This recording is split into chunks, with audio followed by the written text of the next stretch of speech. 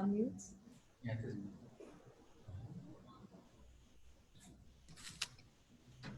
Webinar is now streaming live on Facebook.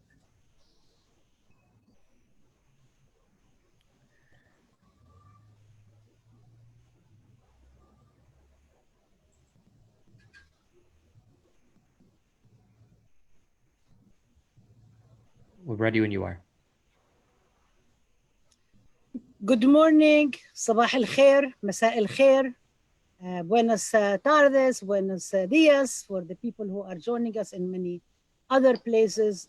Thank you so much for joining us. This is an amazing conversation. My name is Rabab Abdulhadi. I'm the director of the Arab and Muslim Ethnicities and Diaspora Studies program at San Francisco State University, and I will be moderating this conversation. I begin by acknowledging that San Francisco State University sits on the stolen indigenous land of the Ohlone Nation and continues to be indigenous, and we continue to have a commitment to defeat and end the settler colonial project in the US, as you will see from all our esteemed colleagues. I also start by stopping for a moment of silence to honor all the martyrs who have fallen in the streets of the United States, in the streets of Palestine, in South Africa, in Lebanon, in Puerto Rico, in Vietnam, in Cuba, anywhere around the world, in Kashmir, in everywhere around the world. We honor everybody. We remember a lot of, now there is a big campaign around Patrice Lumumba, who was killed by colonial forces. So we also remember the martyrs who have fallen long time ago, the martyrs who have fallen for our people's struggle, the martyrs who continue to fall day in and day out. And I shudder to listen, to hear about that. Secondly, I want to just introduce the team who is working with us and thank the people who have done the work behind the scene. I begin by the person who designed the beautiful poster, Sarah Sills, who is an active member of the executive committee of the New York City Jewish Voice for Peace. Thank you so much. I would like to acknowledge the team, the technical team and the student team who are working with us here. Anais Amer from Wellesley College, Jacob Perez from the Theological Studies at the University of the Pacific, formerly of Ahmed Studies, Rafael Isa, who's now in Savannah, Georgia, but was very active with the National Students for Justice in Palestine. And last but not least, Salim Shhade, who is a doctoral student at UCLA, and Ahmed involved. We also have with us from Beirut, Lebanon, Ubada, who has been working in day in and day out with behind the scenes. And we also have on the screen with us Dr. Samah Idris, the editor of Al-Adab, and Dr. Rania Al-Masri, professor at Lebanese American University and a long time also colleague and co-collaborator. So I'm going to turn it over to actually Samah to do the introduction in Arabic. We have many people joining us in many parts of the world, and then I will get back to it. So Samah, please go ahead. مساء الخير. Good evening. رباب أول شيء هي رحبت فيكم جميعا. عم ترجم سؤال رباب ملخص. هي اللي حتكون مديرة هذا اللقاء في جامعة سان فرانسيسكو في ولاية كاليفورنيا، التي تقع على أرض مسروقة من الشعب الأصلي الذي كان هو أصل ما يسمى اليوم بالولايات المتحدة الأمريكية، ويبقى هذا الشعب يناضل من أجل هزيمة المشروع الاستيطاني الكولونيالي للولايات المتحدة. وطلبت بأن نقف دقيقة الصمت عن أرواح الشهداء من الولايات المتحدة إلى بورتوريكو، إلى كوبا، إلى لبنان، إلى فلسطين، إلى كشمير، إلى كل مكان يناضل من أجل العدالة، وأن نتذكر كل من سقط من أجل في كفاح الشعوب. الآن سأتكلم بالعربية لأقدم هذه الندوة. أهلا وسهلا بكم. اسمي سماح إدريس، أنا رئيس تحرير مجلة الآداب التي أسسها والد الروائي والمعجمي الدكتور سهيل إدريس سنة 1953 بعد نيل الدكتوراه من جامعة السوربون.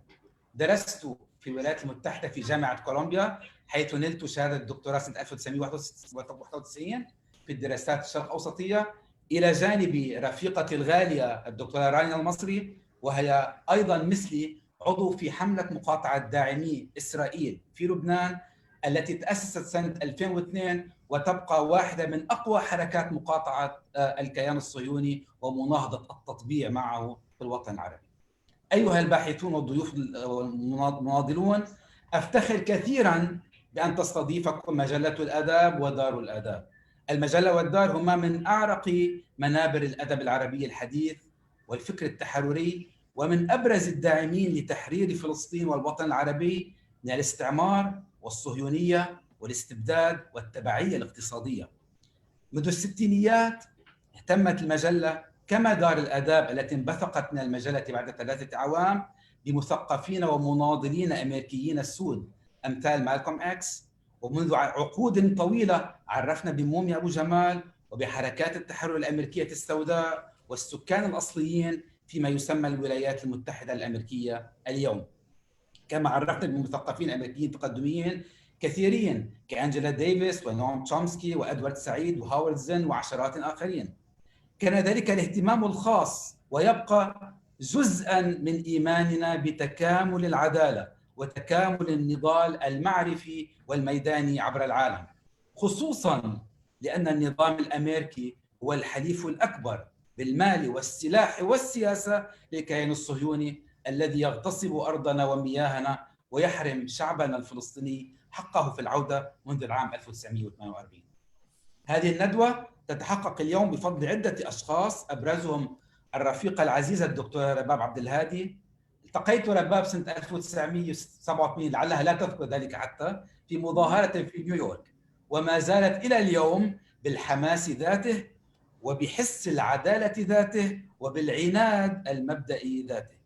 كما أنوه بفريق عمل ممتاز على رأسه الصديقة الحبيبة عبادة كسر المشرفة على موقع مجلة الآداب، والدكتورة رانيا المصري الأستاذة في الجامعة اللبنانية الأمريكية، ورفيقتي شبه اليومية في العمل ضد الصهيونية والتدخل الاستعماري في بلادنا منذ العام 2003. بسم الله، وإن شاء الله يمتدوا أكثر، فضلا عن الرفاق أحمد من مخيم شتيلة مش معنا الآن، وسليم ورافائيل في كاليفورنيا، والآن تعرفنا على أنايس أيضا.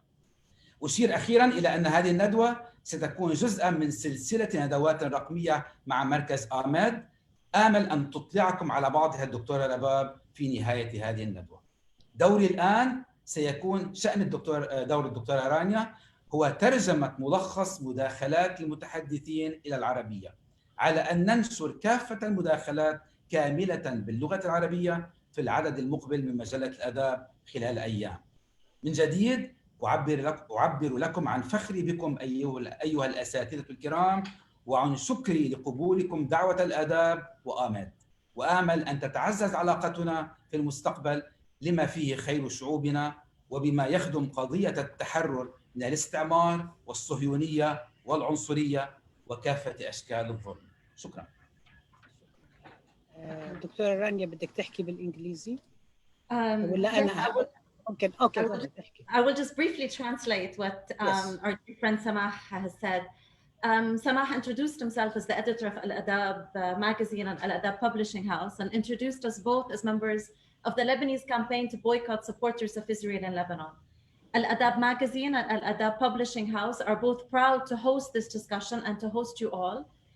Both have been very active since the 1960s in supporting activists and intellectuals from the Black liberation movement in the United States, including Malcolm X and Al-Adab. Both the magazine and the publishing house have also hosted progressive intellectuals, including Howard Zinn.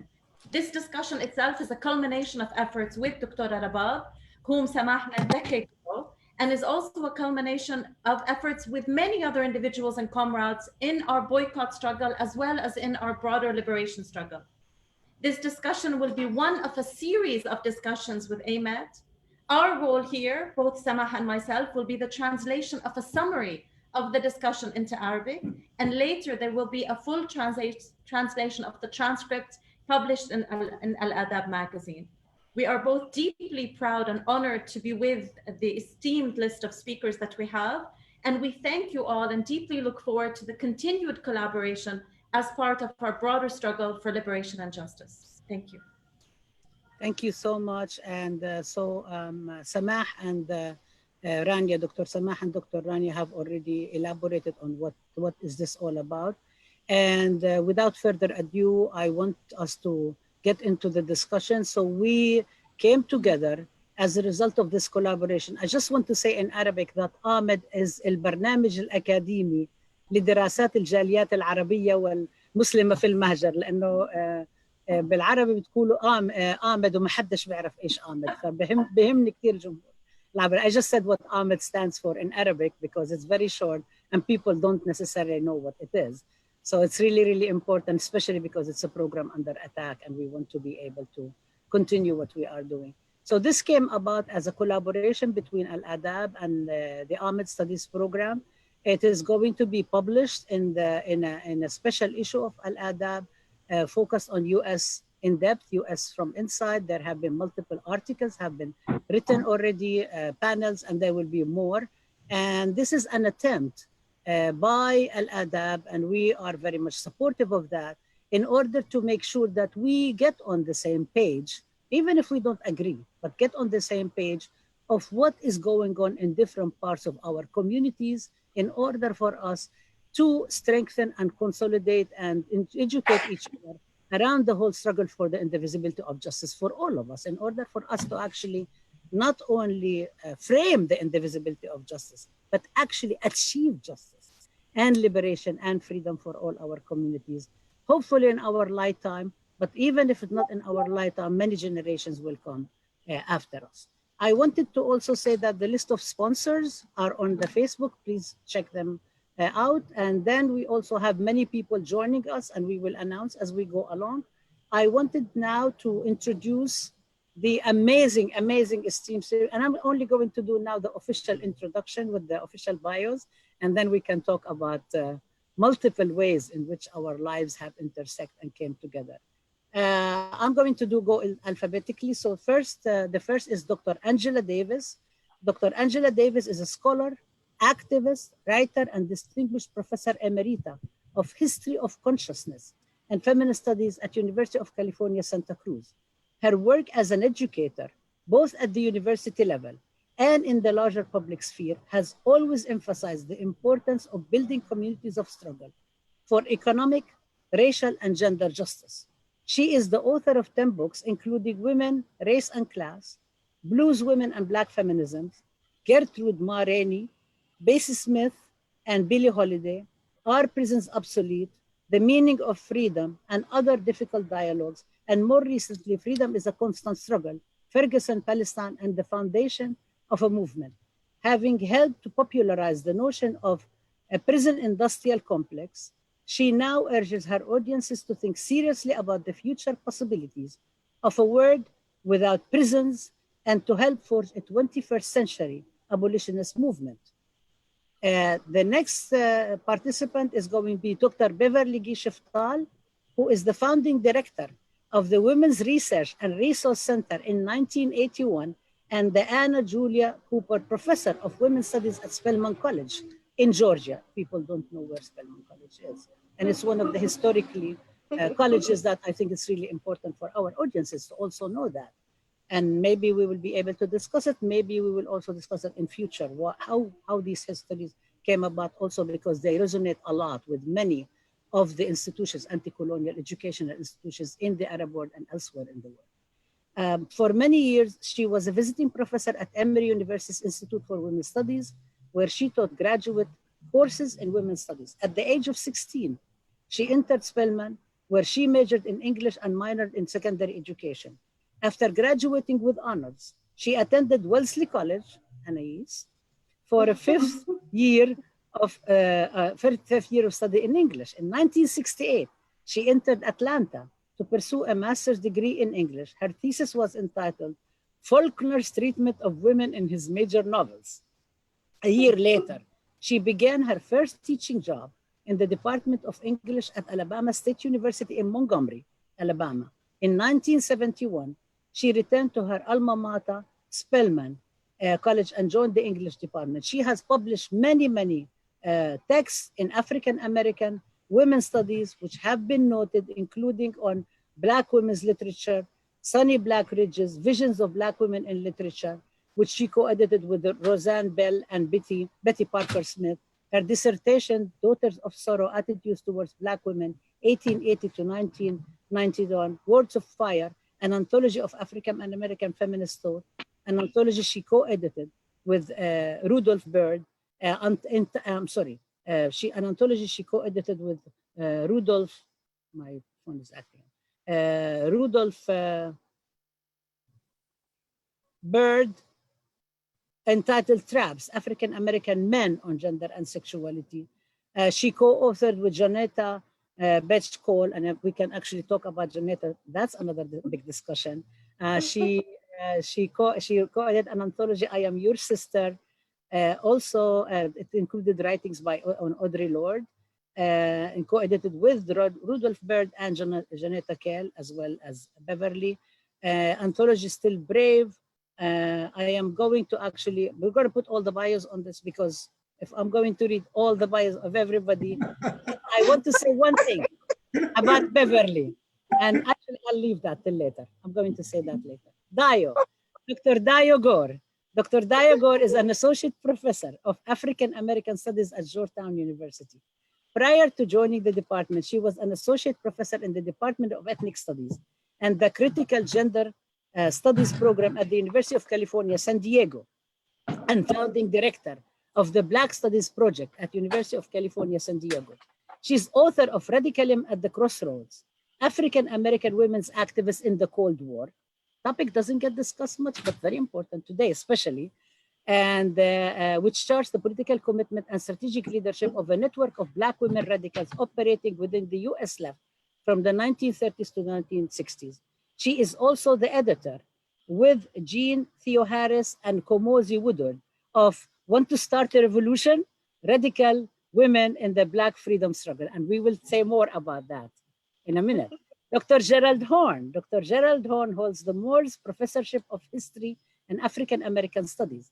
His research has addressed issues of racism in a variety of relations involving labor, politics, civil rights, international relations, and war. He has also written extensively about the film industry, and he received his PhD in history from Columbia University, Samah, you are alumni, and his JD from University of California, Berkeley, and his BA from Princeton University.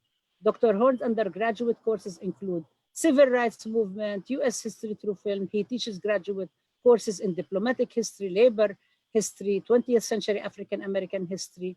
And Dr. Horne is the author of more than 30 books and 100 scholarly articles and reviews. His current research includes an examination of US Southern Africa relations since the so-called Anglo-Boer War at the end of the 19th century, and analysis of the political economy of the music called, in parentheses, jazz, from the late 19th century to the present. Last but not least is Dr. Robin D.J. Kelley.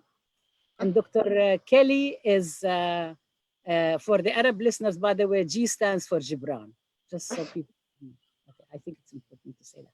He is the author of several books, including Freedom Dreams, The Black Radical Tradition. He has written broadly on Black Palestinian solidarity, BDS, boycott, divestment, and sanctions, cultural boycott, the history of Black movements, and Zionism.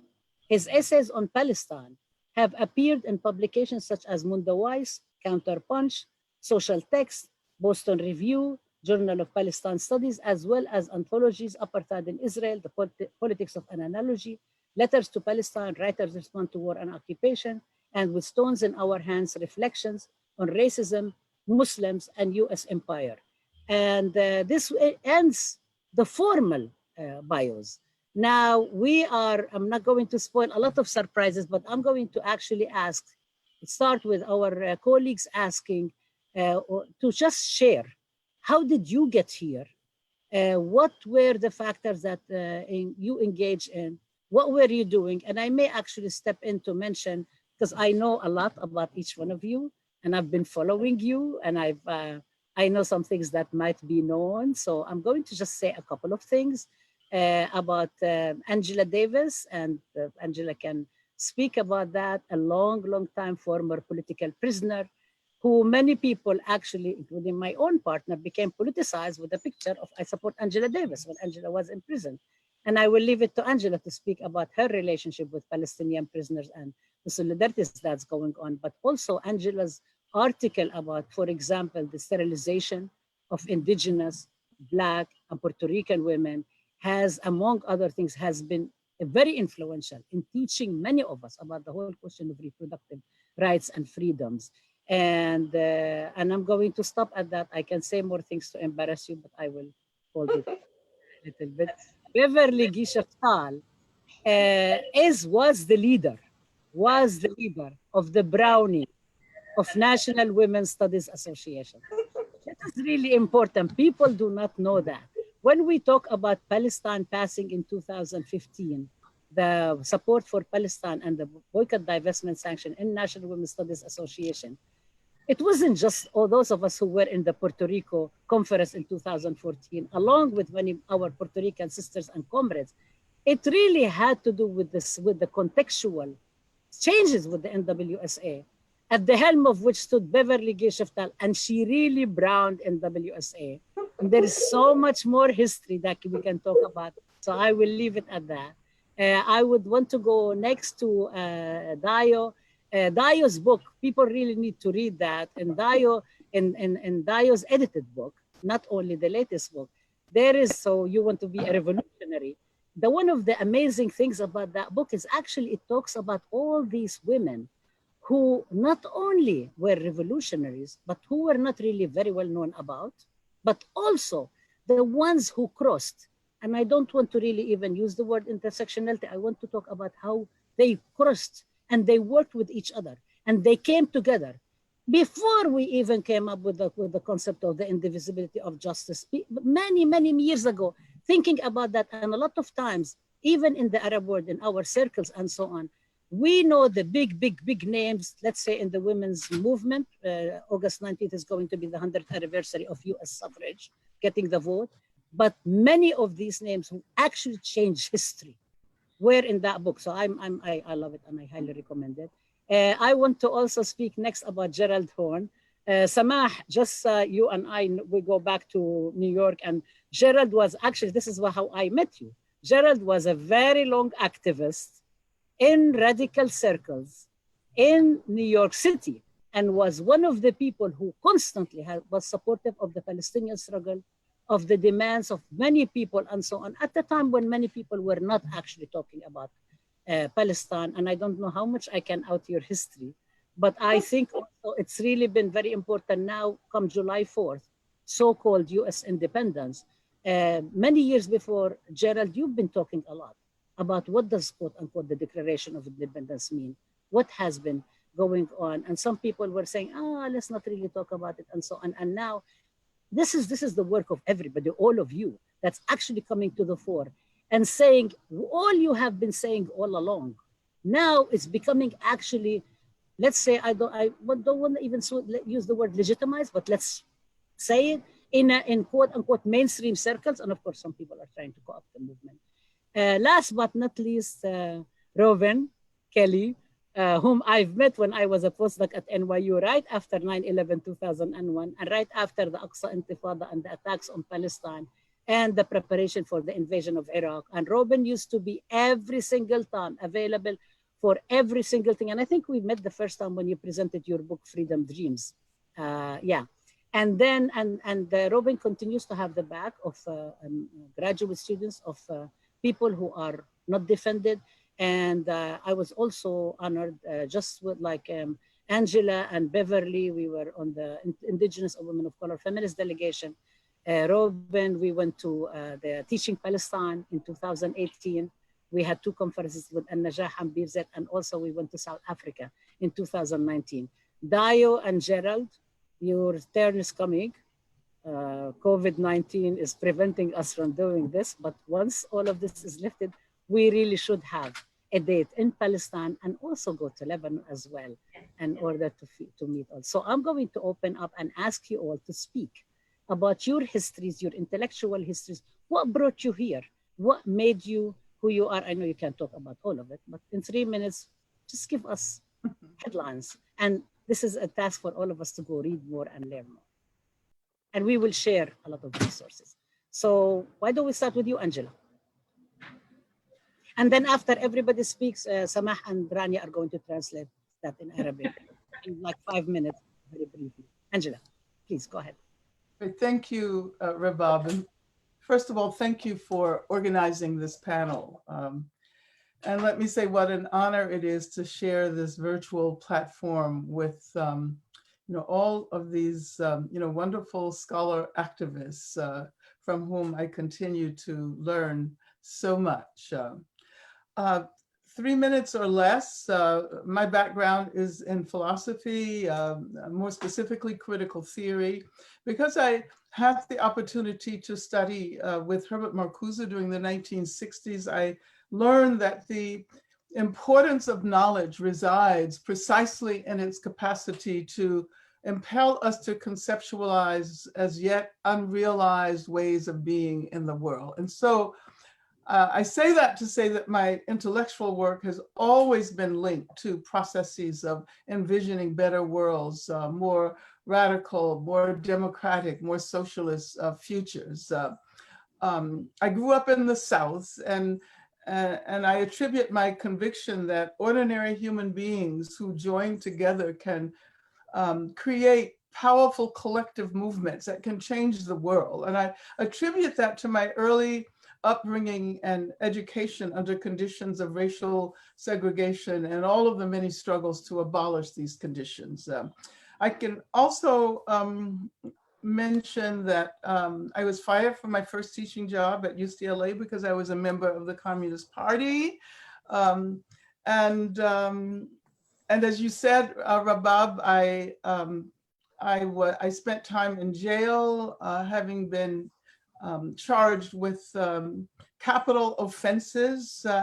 And I mention this because of the fact that people all over the world, including political prisoners, were active in the campaign for my freedom. And I've said, as you know, many times that I was especially moved when I received a message from Palestinian political prisoners that was smuggled out of an Israeli jail and brought into me when I was in jail.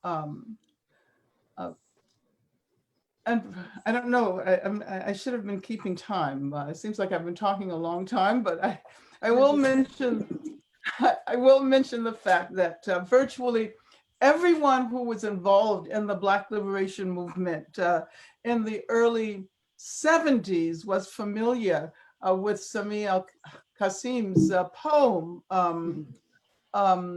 Enemy of the Sun, and other Palestinian poems that were included in that wonderful collection that was also called Enemy of the Sun.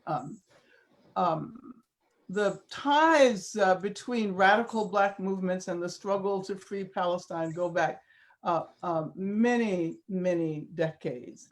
But let me conclude by saying that I've been doing both scholarly and activist work over the last period, focused on prison abolition, which also entails the abolition of policing as we know it. Most of us have assumed that abolition as a political goal was located in a future we were able to imagine but not yet experience. And that has included, of course, the future of a free Palestine. Today, the resonances of abolition are far more widespread than any of us could have ever imagined.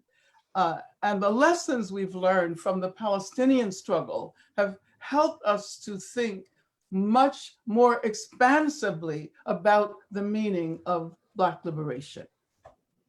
Thank you, Angela. Beverly? Do I have to hit anything, or am I okay the way I am? No, you're good. You're good. Okay. You're good. Like Angela, I want to thank you, Rabab, for bringing us all together. And I want to say how thrilled I am to be sharing this platform with all of the folk here with whom I have interesting personal histories as well. I want to start, like Angela, I'm a product of the Deep South. I grew up in Memphis, Tennessee. Angela and I are actually 2 years apart. Grew up in the deep South of apartheid, Jim and Jane Crow South of Memphis, Tennessee. I grew up in a family of teachers who were very committed to the civil rights struggle. In fact, my grandfather was there at the church the night before Martin was assassinated. The other part of my history that is extremely important is that I came to Spelman College, and I'll just say a little bit, Rabab, you reminded me that people may not know. I came to Spelman College in 1962. Spelman College, founded in 1881, is the oldest historically Black college for women in the US. And I came there in 1962 at the height of the student movement and actually marched with Martin King. I should also mention that because I went to Montgomery on a regular basis and went to Dexter Avenue Baptist Church with my father, I had already experienced Martin as a minister. So I knew him. I'll also say, because this is extremely important, I'm also a student of Howard Zinn and Stoughton Lynn, who taught at Spelman College, taught history. And I would say that the beginning of my radical thinking and my evolving radical intellect came from being in Howard Zinn and Stoughton Lynn's classes, and also Vincent Hardy. I'm gonna fast forward and talk a little bit about when I came back to Spelman to be in the English department in 1971. And I think the most important part of my journey at Spelman, which I haven't talked about very much, is participating in the lock-in of the Board of Trustees as an untenured faculty member in 1976. So my struggles have been external, but also internal. And that was a Black feminist struggle to make sure that finally, after 100 years, Spelman College would have an African-American woman president. We had had white women presidents and 2 Black male presidents, and that resulted in Janetta Cole being the first Black woman president. And it wasn't just that she was a Black woman, it was also that she was a radical feminist who almost didn't get that job because of her connections to Cuba. And so I think it's really, really important to say that. Most of my work has been in the area of Black feminist studies, beginning initially with literature, and then spending much of my thinking life trying to make visible and excavate the work of Black feminist scholars, activists, artists going back to the 19th century. And then the final thing that I would say in this connection is one of the most important aspects of my continuing evolution was my involvement in the delegation to Palestine. And I want to say that that transformed my political evolution in very many ways. And one of the concrete results of that is that Spelman College is now the only HBCU with a Students for Justice in Palestine chapter. And I need to call out a student of mine, Bana Gabadian, who was a Syrian American who also had a tremendous impact on me sitting in my classes. So students also impact professors. So I think I'll stop there. Thank you. We'll move to Dayo.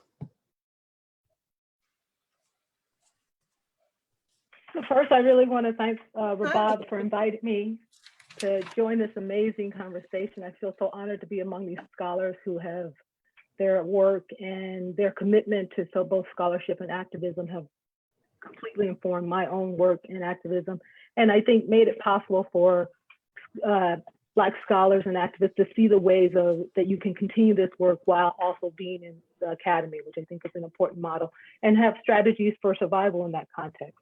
I would say that for me, my most profound intellectual and sort of personal experiences that form me today start with me growing up as a Black girl in Detroit, Michigan in the 70s and 80s, and with parents who believed in sort of thinking, sometimes yelling, always engaging the world around us. And these politics weren't about protest, so I didn't grow up in an activist family per se, but it did produce a mixture of a sort of Black power, Black nationalist, civil rights, respectability politics. That meant in my house, we had, I remember this vividly growing up, Dick Gregory's comedy albums, his political writings, and his diet book, which my mom was a big fan of. And so for me, some of the core ideas was that in Detroit in the 70s and 80s, you could engage in the world you lived in. You were required to, even if you weren't an activist. And I didn't really come into my own political sort of engagement and radicalism until college, as many people do. I became politicized in college, particularly around CIA off-campus campaigns and the first Gulf War, which really introduced me to the Palestinian struggle and sort of the occupation, Israeli occupation, and sort of the importance of that for the work I was trying to do on the ground, both on campus and in Chicago. And I think also in that moment in Chicago, I had the real opportunity to meet amazing activist scholars like Barbara Ransby, who were doing amazing work to participate in sort of the founding of the Black Radical Congress, to be around when AWIDU, African American Women in Defense of Ourselves, was initiated. And then my second sort of, I think, moment occurred when I moved to New York for graduate school at NYU and was mentored by an amazing scholar and a real committed activist, Robin Kelley, who had sort of done this amazing work with Hammer and Home, that made it seem possible for me as someone who was committed to activism to actually be able to go and do scholarship and sort of read and do political work at the same time. And I think with his support and other scholars at NYU, I was actually able to do that. So most of my time at NYU was some going to classes, but to be quite honest, mostly organizing, particularly around doing anti-police violence work, because it was the heart of the Giuliani era and the Broken Windows campaign. And I was working with a newly formed organization called the Audre Lorde Project, was an LGBTQ two-spirit organization for people of color communities. And I was really active in a coalitional group called Coalition Against Police Brutality, CAP-B, that did a lot of organizing from the mid-90s to the 2000s around numerous cases in New York around police brutality. Probably Amadou Diallo was the most well-known, but numerous others. And that was a real learning experience for me because it allowed me to see the work that's necessary to build solidarity across multiracial coalitions. So it was a coalition that included Richie Perez's The Justice Committee, Malcolm X Grassroots, CAB, Organizing Asian Communities. And we really had to negotiate both our own ways of thinking about violence and police and state-sanctioned violence and how it impacted our communities, but also how we could build those solidarities across those organizations. And I think that work was really important, not only for me as an activist, right, but I think for me as a scholar to really think about moments of organizing that don't necessarily produce spectacular victories and what that means and what that does. And so much of my research and work is looking at Black women in the left who work on, particularly in the 40s and 50s, that was my first book, where they weren't seen as successful, but I think had a profound impact on how we think about sort of Black women's organizing, how we think about the intersections of race, gender, and class, how we think about transnational solidarity and international. And so maybe I'll leave it there. Thank you. Gerald, Dr. Horne? Well, I was born in St. Louis, but my roots are in Mississippi, the heart of darkness, with regard to both Jim Crow and slavery. I just found out a few weeks ago that my father, who of course carries the name Horne, actually was not named Horne, but he fled Mississippi for St. Louis and changed his name, which is how I got this name Horne.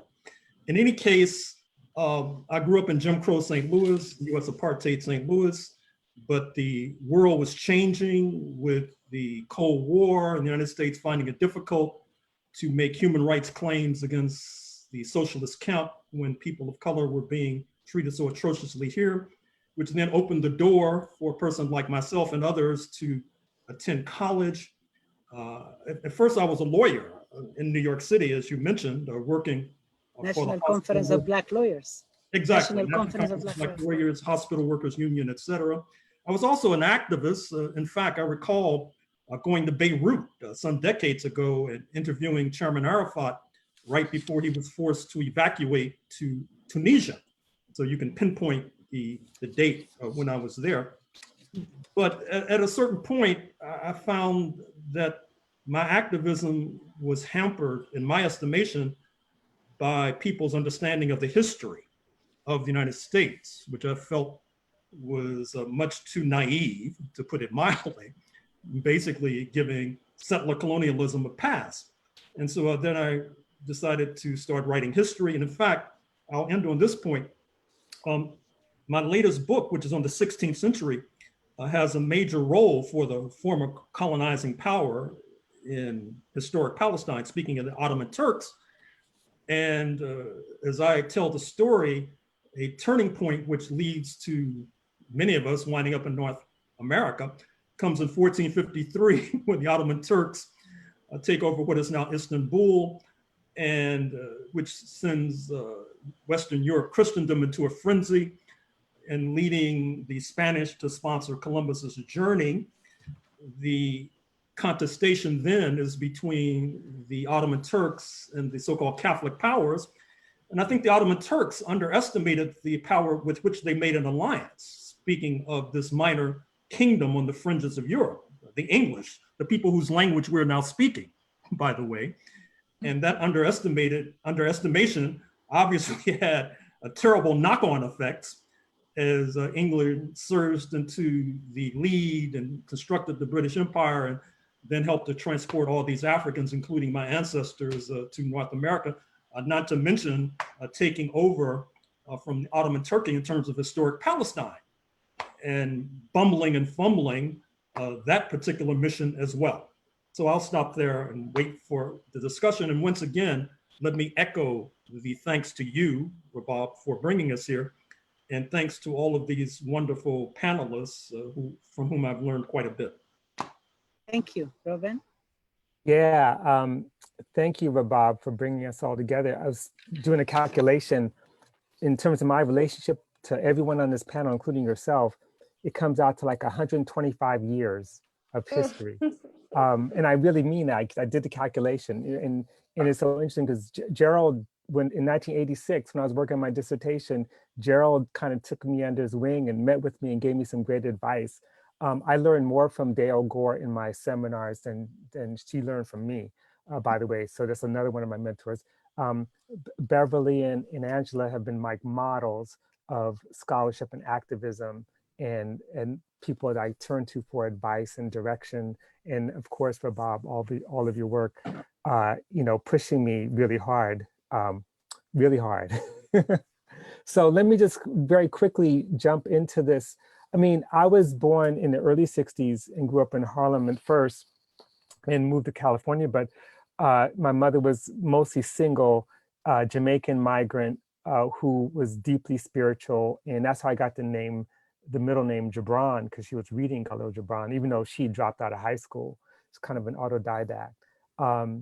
And it was a period of, the end of the 60s, 5 years old in 1968, but remember vividly, some of the urban rebellions and struggles taking place in New York City into the early 70s and entering into the kind of neoliberal era where, as a young person in the 1970s, after moving to California, we're dealing with the global economic crisis of 73. And after that, we're dealing with, the last anti-colonial wars in Vietnam, in Zimbabwe, Namibia, South Africa, the Portuguese colonies. We're dealing with in the 1980s, when I become, active politically and graduate from high school and go to college. This is the era that we think of as the right-wing turn, as the era of Reaganism and Thatcher and China's kind of neoliberal shift, and the collapse of the Soviet Union and Eastern Bloc countries. But it's also a period of the 80s, which I really want to highlight as a period of intense struggle, a kind of interesting turn to Marxism, and where I was a member of a left party, like a lot of people, and we did essentially work grounded in international solidarity around sanctuary movement, or the protests against the invasion of Grenada and Panama. This is the era of the first Intifada. I mean, those are the politics that shaped me and why I became a historian, and why, reading Marxism, reading feminist theory, reading anti-colonial and anti-racist thinkers pushed me to become an historian, to write about radical social movements and art and ideas that push back against racism, capitalism, patriarchy, dispossession, and empire. And I just want to just end by saying that, you know, that's the work I was doing, and Palestine was always there, but it really hit me in 2012 when I visited for the first time in January with a delegation organized by US ACBI, cultural boycott against Israel. And in that delegation, and I actually stayed a week longer than my co-delegates, I learned straight up, face to face, what colonialism, what settler colonialism looks like in a different place, and could recognize some of the aspects of it in the United States and elsewhere, but it really did change everything. And from that point on, I began to write about Palestine and Black Palestinian solidarities and these kinds of questions, which was never really sort of on my radar in the same way. So that was transformative, and it's really shaped my politics in scholarship in a significant way. So I thank everyone here for teaching me as I'm still trying to learn. Thank you so much. We are going now to turn to Dr. Samah and Dr. Rania to give a summary. Before I do that, I'm just going to give you the next question to kind of like think about while they're doing the translation, right? Because you've spoken a lot of things that so we can even stop and we can have a conversation. You could all have a conversation with each other.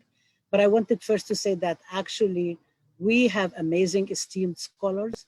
It's very important for people in the Arab world and people in all our communities and so on to realize that there are hundreds and thousands of scholars who can also join in, who will join in with their intellectual contribution, with their activism and so on. So I think it's really, really important for us to keep remembering that we are a collective movement, and this all of us are moving forward and are able to do it because of we all stand on each other's shoulders and the shoulders of people who have passed.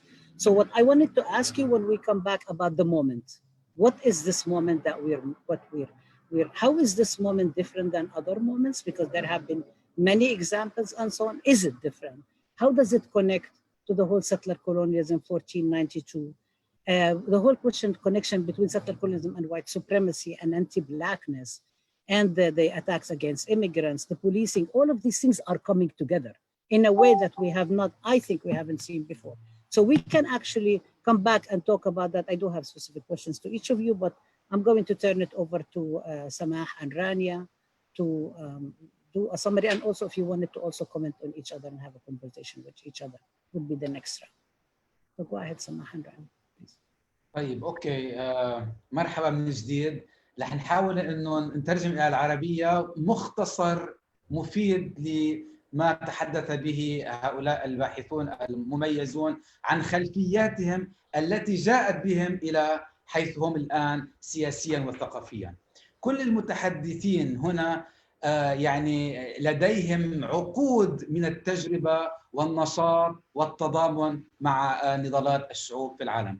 أنجيلا ديفيس هي من جامعة كاليفورنيا في سانتا كروز، هي ناشطة ومناضلة عريقة ومؤلفة لكتب كثيرة، آخرها كتاب بعنوان الحرية هي نضال ثابت ودائم من فيرغسون إلى فلسطين.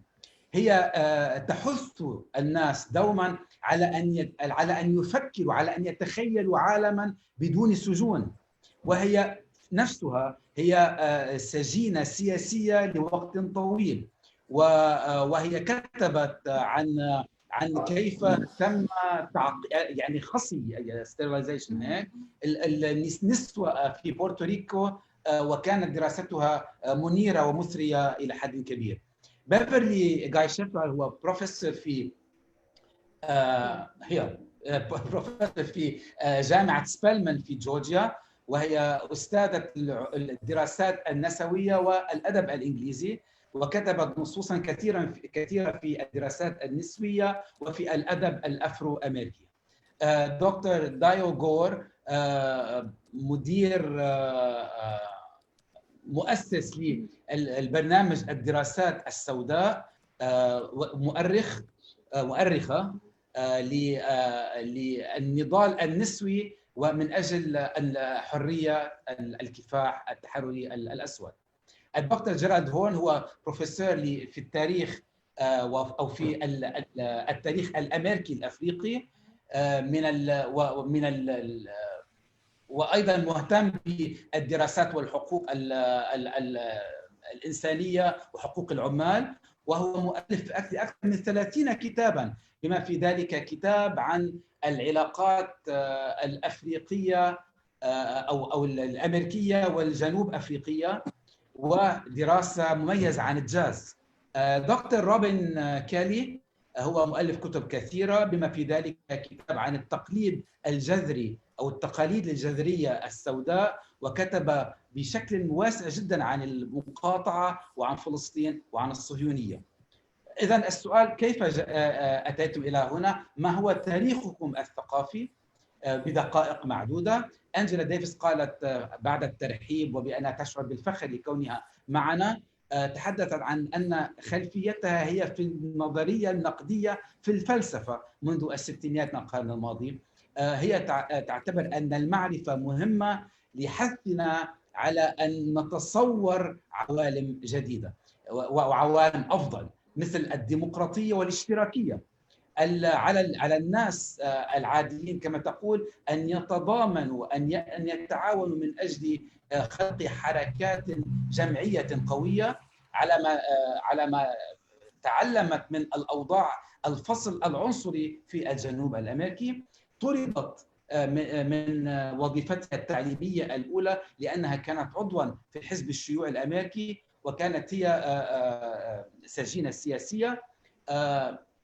هي لما كانت سجينة حين كانت سجينة سياسية، وهي أيضا كانت ناشطة في عدد كبير من الحملات، بما في ذلك حملة من أجل التضامن مع السجناء السياسيين الفلسطينيين الذين هربوا رسائل إليها من السجون الإسرائيلية حين كانت أنجيلا في السجن.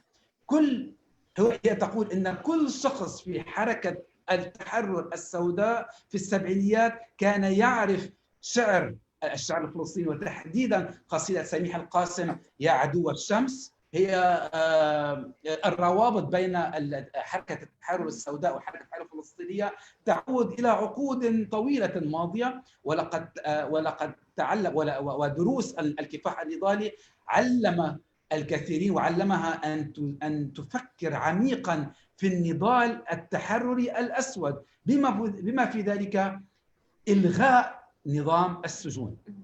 بيفرلي هي نتاج العنصرية القبيحة الأبرتايدية في الجنوب الأمريكي.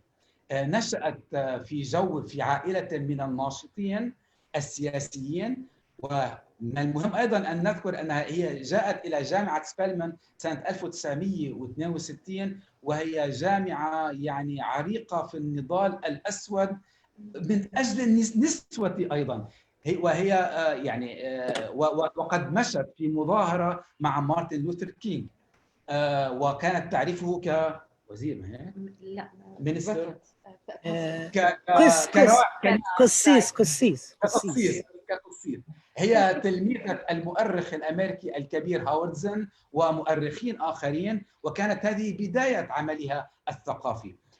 هي ناضلت كنسوية سوداء، وبعد 100 عام من النضال داخل جامعة سبيلمان استطاعت هذه الجامعة أن تحظى برئيسة، يعني رئيسة يعني امرأة سوداء، وكانت أيضا يعني راديكالية، كانت جذرية، مش إنه أي رئيسة سوداء.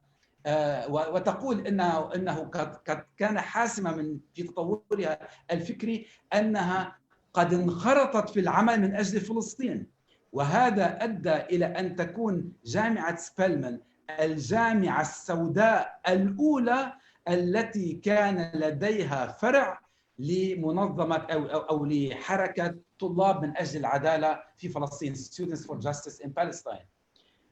دكتور دايو غور هي تقول إن تجربتها العميقة الثقافية بدأت كبنت كفتاة سوداء في ميشيغان في السبعينيات والثمانينات من القرن الماضي، السياسة بالنسبة لها كانت أساسا حول القوة السوداء، التحرر الأسود والكرامة السوداء، كرامة الشعب الأسود. انخراطها كان في جامعة في شيكاغو، وهناك تعلمت يعني الجذرية في السياسة. طالبت مثلا بأن تطرد CIA من بحملة طرد CIA من الحرم الجامعي، وهي انخرطت ضد حرب الخليج، الحرب الأمريكية العدوانية في الخليج، وضد الاحتلال الإسرائيلي، وأيضا عملت في التحالف ضد وحشية البوليس منذ منتصف التسعينيات وصاعدا. تعلمت كيف تبني أيضا التضامن بين عدة مجموعات من أعراق مختلفة، وتعلمت كيف تنظم، وتعلمت أن التنظيم العمل السياسي قد لا ينتج نصرا، ومع ذلك فإن هذا النضال قد سيكون له أثر عميق في كيفية التنظيم وفي كيفية التضامن. دكتور جيرالد هورن جذوره هي في قلب ميسيسيبي، قلب الظلام العنصري في الولايات المتحدة. إذن هو ولد وترعرع في جنوب العنصري الأمريكي. هو محام اليوم في مدينة نيويورك. ذهب إلى بيروت وقابل ياسر عرفات قبل أن يرحل عرفات إلى تونس. هو يرى أن النشاط ضعف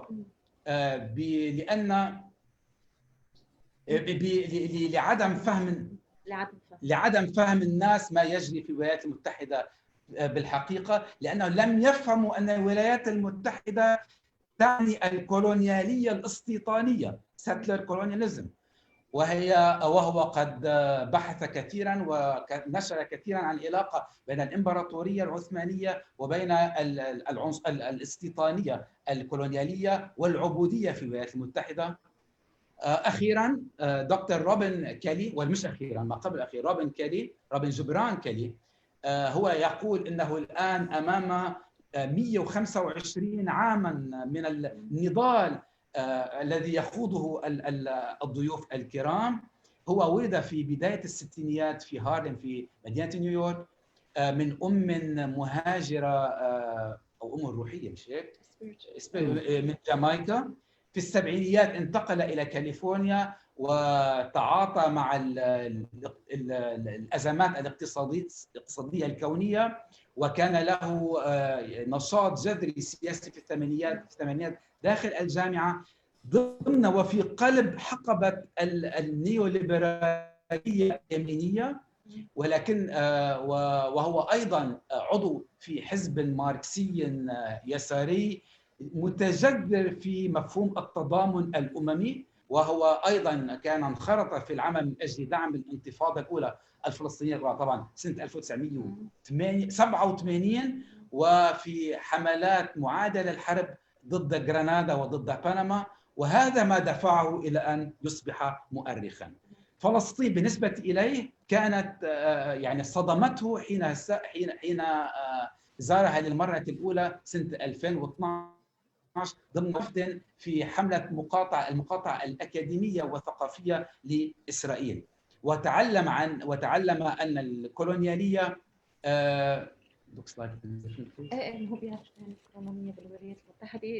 تعلم كيف تكون الكولونيالية في أماكن أخرى غير الولايات المتحدة، وبحث وكتب عن النضالات السوداء الفلسطينية. شكرا لكم. شكرا. Thank you so much for this incredible summary in very short time, and I have to tell my colleagues, thank you so much. This is really great. Okay, so just to go back to the follow-up on the discussion that we're doing. So I was actually thinking about, first of all, we could also switch the order if it's okay with you, so we don't have people. It's your choice, okay? But I was thinking, this is the thoughts in terms of defining the moment. I was just thinking that if each of you could focus on a particular question Not because you can't speak about everything, but because I'm the one who's moderating, so I'm reminded by some of the work you're doing. So I was just hoping that maybe Gerald, you can speak about the whole question of the connection between settler colonialism, white supremacy, and specifically your work around the Declaration of Independence. And what does that mean?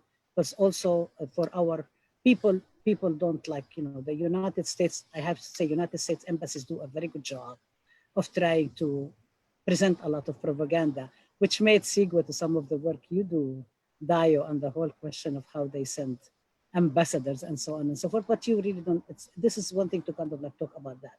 That's one thing. I was thinking that maybe, Robin, you can speak about the whole question of gentrification and the whole question, I mean, you're the one who wrote about Harlem when it was getting emptied and so on. And how does that connect to the moment today? And how does the whole question of the political economy and racial capitalism connect with that? And of course, you can drop anything I say and not talk about it at all, whatever you want. Angela, I was thinking maybe if you would actually share with us what happened with the Montgomery Award that was rescinded, and then you were actually able to get it. But if you can also give a shout out to Assata Shakur, talk about what's happening with her, because you also were part of that campaign. And I was thinking that Dayo, maybe you can speak about the whole, the chasing and the attacks against the left and the neo-McCarthyism. And McCarthyism at that time, that basically, actually, and specifically in the case, you can speak about everybody. You can speak about the case of the women, of the Black radical women and other women of color who will actually this has been very much a part of them, especially because we're seeing more policing that's going on. And Beverly, I was thinking about maybe you can speak a little bit about the history of the women's movement coming to the 100th anniversary of the suffrage and the relationship between the women on the Seneca and IWS and the question of lynching. I just wanted to mention one more thing that I keep thinking more and more and more about Stuart Hall and policing the crisis. Like all the stuff that's coming on today is very, so anyway, whoever would like to start, please take it away. And you can also comment on each other's comments and so on. And obviously there are a lot of things that we've already covered, so we can move on. So anybody who would like to start, please go ahead.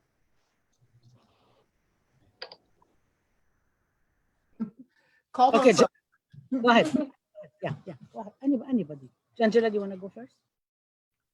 It's your choice. Well, okay. I can, but all right. Or do you want to wait? I mean, if you want to wait, maybe Gerald, you can talk about the Declaration of Independence. And okay. Yeah, I thought it would be good for Gerald to begin. Okay. Well, settler colonialism, a phenomenon that folks in historic Palestine are quite familiar with.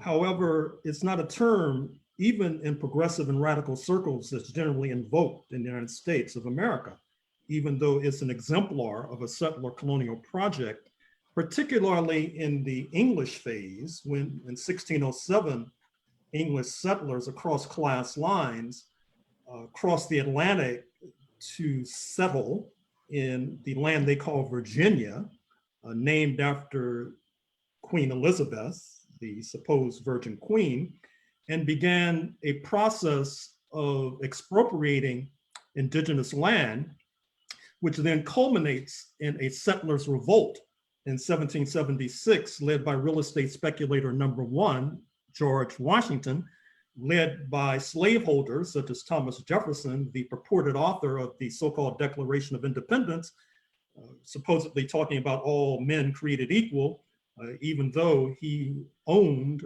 many hundreds of enslaved Africans, and not to mention the woman with whom he fathered children, who of course was many years younger than himself, to put it mildly. Now, settler colonialism is important because settler colonialism usually involves class collaboration. That is to say, poor Europeans being sponsored by richer Europeans to cross the Atlantic, with the bargain being that the poor Europeans can come out on the winning end if they're able to get the land of the indigenous population. And with some luck and quite a bit of pluck, they could then get enslaved Africans to work that land and accomplish the so-called American dream. I will only mention in conclusion that settler revolts historically have been problematic. In your part of the world, I'm sure you're familiar with the settlers' revolt in Algeria in the late 1950s, early 1960s, which in some ways exceeded the settlers' revolt in North America, insofar as they were not only seeking to seize the land, but also to overthrow the regime in Paris of the settler colonial force. I'm not familiar with the settlers in North America seeking to overthrow the regime in London, for example. Then there's a settlers' revolt in what is now Zimbabwe, November 1965, when the European minority says explicitly that they're walking in the footsteps of 1776, seeking to forestall African majority rule, one person, one vote, just as in 1776, the settlers led by George Washington thought that abolition was on the way per Somerset's case in London in 1772, portrayed in the film Belle, B-E-L-L-E, which you may want to watch. Also, a rebellion against the Royal Proclamation of 1762, where London expressed displeasure continuing to move west, expending blood and treasure, seizing the land of Native Americans and turning it over to real estate speculators like George Washington. These material forces, not these high-flown ideas of liberty, which by the way, did not apply to a significant percentage of the population in any case, is these material forces that led to the overthrow of British rule and the construction of the United States of America and the continuation of class collaboration, which arguably had its most recent manifestation during the November 2016 election, when a faux billionaire was able to mobilize 63 million voters on his behalf. Certainly, it's mathematically impossible for 63 million to be part of the 1% in a nation of 330 million. So I'll stop there and leave it to my colleagues. I'm going to actually maybe segue to Beverly because we're talking about the whole question of the women's movement, but I actually wanted to just add a couple of points that actually Zionist theorizers did also look to settler colonialism in the US and talked about it, like Jabotinsky and so on. And also there is the whole question of Trump also supporting the white settlers in South Africa and claiming that the people who are trying to claim their lands are going around killing whites, which is another one of the lies that were going on. But if we can move now to Beverly and talk about some of these leaders of the women's movement and so on who actually signed anti-slavery declaration, then they came to the US and did things very differently. And maybe you can also speak a little bit about Frederick Douglass, since also some of his statues have been toppled by right-wing forces. So I think would be an important thing to note as well. So please. Okay, I'm going to try to be really brief. So the first thing that we have to do is to disrupt the traditional white feminist narrative of the women's movement in the US, which supposedly begins in 1848 with the Seneca Falls. So we have to just throw that away. And so when I think about the women's movement in the US, I began with indigenous women, particularly Haudenosaunee, who lived in New York. And those were the women, those indigenous women, those are the women from whom white suffragists learned that it was possible to have a world without patriarchy. So I begin there. The other thing that I do is I talk about enslaved women who are not usually considered to be part of any women's movement. And I talk about the fact that enslaved African-American women practiced body autonomy when they did something as extreme as infanticide. So this whole notion of where does reproductive rights come from, that doesn't come much later. That's enslaved women trying to have control over their bodies. That's women's movement. If we go to Ida Wells's anti-lynching crusade, that's women's movement, even though it doesn't get conceptualized as women's movement. And one of the— I'm sorry, can you just explain who Ida B. Wells is for the audience? Okay, the anti-lynching crusade that Ida Wells catalyzed had as its core notion that the criminalization of African-American men was based on this notion of pure white womanhood. So that means that she had already a race gender construct. So anti-lynching for her, she wanted to make visible the fact that the construction of white womanhood as pure, and that was the explanation for the lynching of Black men, was totally bullshit. And in fact, she talked about voluntary liaisons between white women and Black men, which freaked out white male journalists. So you have to reposition the anti-lynching crusade out of its narrow race construct and think about it as a movement that understood the intersections between race, class, and gender. So that's her. And of course, we have to also say that you would not have had a so-called women's movement if you hadn't had an abolitionist movement. All of those suffragists were originally abolitionists.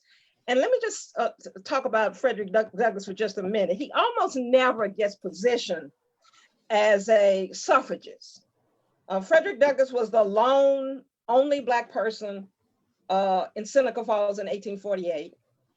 He was the one who pushed those white suffragists to be more radical. And he was the one that said, you got to really talk about the connections between white supremacy and patriarchy. And so Frederick Douglass is extremely important in terms of anti-racism, but he's also extremely important in terms of what we think of as women's movement. Though even in African-American studies, we don't always position Frederick Douglass in that way. So I'm happy that you mentioned Frederick Douglass, even though there are lots of debates about whether he was in fact, whether there was a not dissonance between his ideology and his practice, but we have to claim him also as a woman suffrage man. Yes, yes. And the fact that he actually, on July 5th, he would actually read the proclamation. Oh, absolutely. The toppling of the statue, his statues actually happened on that day. And we know him we know him primarily. We know Frederick Douglass primarily as that person who penned that eloquent anti-July 4th statement, but we don't know him with respect to his commitment to a women's emancipation to the same extent. How about we go to you, Robin, and talk about racial capitalism and gentrification and the disposition of certain lands and people. Right. Okay, in 3 minutes. Sorry. I'm going to say just a couple of things.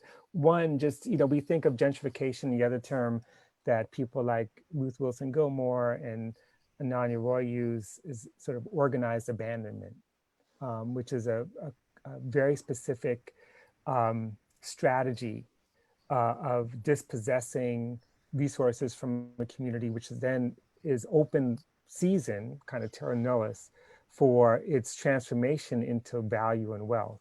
And so when we think about gentrification, it's a global phenomenon. I mean, cities all over the world are, experiencing this process of both organized abandonment and transformation of the land, the dispossession of people from that land, transforming into value.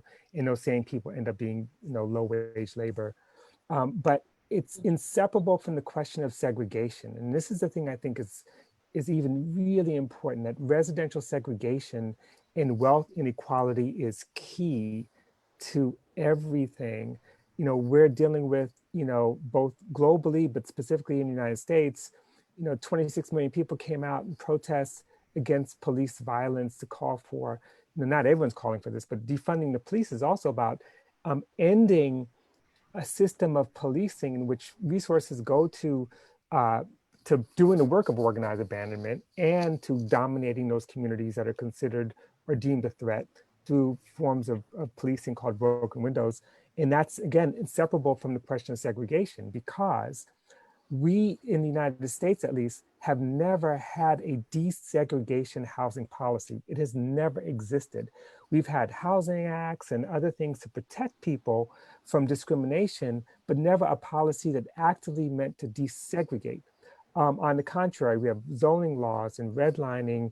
What does that mean? It means certain strategies by the real estate industry to ensure that certain people of color cannot move into other neighborhoods, that certain neighborhoods remain white, and not just white, but remain segregated and sources of wealth, where the value of the homes, the value of property, the value of rental properties continue to rise by virtue of the fact of who lives there, versus those places where they decline, along with things like tax revenues, property tax revenues. And, so in many ways, if you connect residential segregation and gentrification or organized abandonment, everything else follows.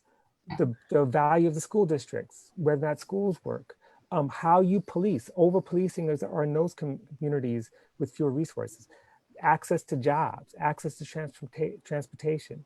And all those things follow when you can transform that community that's been victim of organized abandonment into spaces of value, and that's gentrification. And that is, again, at the heart of so much of what we think of as the way capitalism operates in the Western world. And you people may want to look up, Robin had just published an op-ed in the New York Times not long ago, a whole challenging the whole notion of looting and what does it mean and what does, I don't know if you want to say something about that or you choose. No. I mean, looting is colonialism. That's not to say that there are other things that don't happen, which we could talk about, but that to me is a different conversation.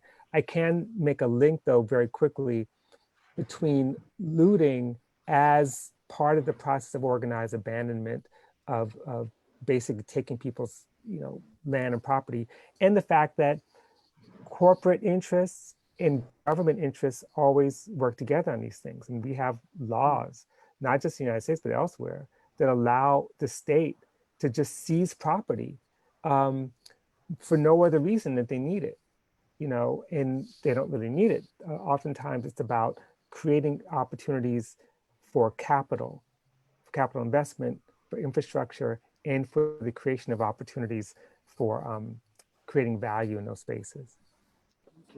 I was thinking that maybe we can go, if it's okay, I was saying Angela first, but maybe Dayo, to talk about the linkages, about the whole question of when there is a movement that's rising, that actually challenges all of these injustices, we start seeing the power of the state trying to crush it. I mean, of course, Angela is an example of that also, not only talks about it.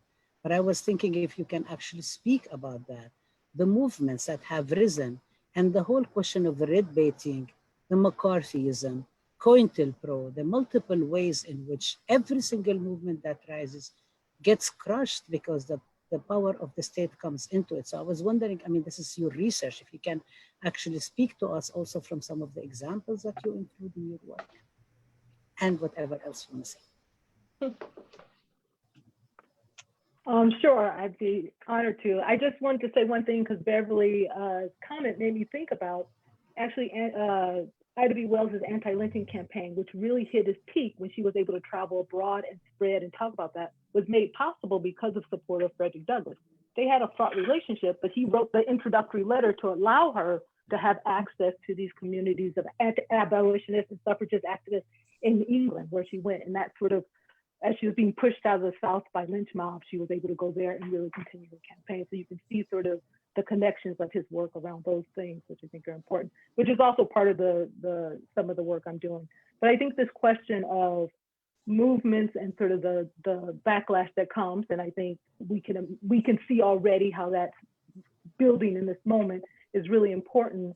And I would say one thing in the positive of how movements resist this, that in this moment, what I really recognize, thinking about sort of my work on activists in the 40s and 50s, is the ways in which this moment is possible right now because of all the work, the decades, the years of activism and organizing that communities and grassroots groups have been doing locally, building national, international solidarity efforts across the US, but also globally, that around this idea of anti-Blackness, challenging state-sanctioned violence, and sometimes doing that work with very little sort of notable victories or spectacular sort of wins, but carrying it on. And that has sort of made, I think, possible this moment where we see this explosion and sort of a real shift in the conversation and discourse where New York Times is talking about abolitionist politics, where there really is a moment that we can see newscasters using the word white supremacy, right? That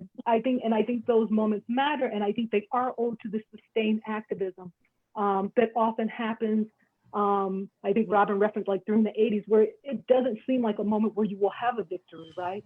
And I think that's true of the activists in the 50s who are doing a lot of this work amidst the Red Scare. And I really think about one of the figures in these moments that really, I think, set an important tone is Beulah Richardson, also known as Bea Richards. And if you want to know more, Lisa Gay Hamilton has a great documentary film on her called Bea, A Black Woman Speaks, and she has actually publications. But she was really active in the Civil Rights Congress and with William Patterson, who Gerald Horne has written a lot about, and did a lot of work to sort of mobilize and support Black defendants who are caught up in the criminal justice system.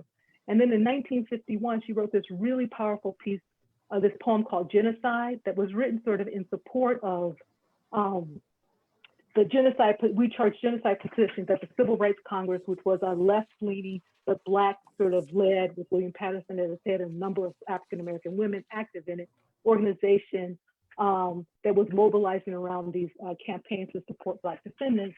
And then one of its, I think out of a frustration, right? Because during the 50s, much of its organizing was seen as marginal. They were under profound government surveillance. In 1951, when she writes the poem, you can see Claudia Jones, who's one of the biggest theorists in the Communist Party, a Black woman who talks left of Karl Marx. Left of Karl Marx, exactly. The best book title, right? Because she is placed in a cemetery to the left of Karl Marx in her resting place. That it's really a moment of the left under attack and the Black left under attack. Paul Robeson cannot leave to even support the UN petition of charge genocide. And she writes this poem out of frustration because she is organized around these campaigns and seen many people killed, right? That they're threatened with execution by the state, and the state executes them. They're getting very few victories, and it's called Genocide. And I'll just read you a piece of it. It goes, "And my pain is unended, for this government policy towards me is ever changing but unchanged. It kills me. By government policy I am slain. Maimed, slaughtered, lynched, framed. It kills me. This American democracy, it kills me."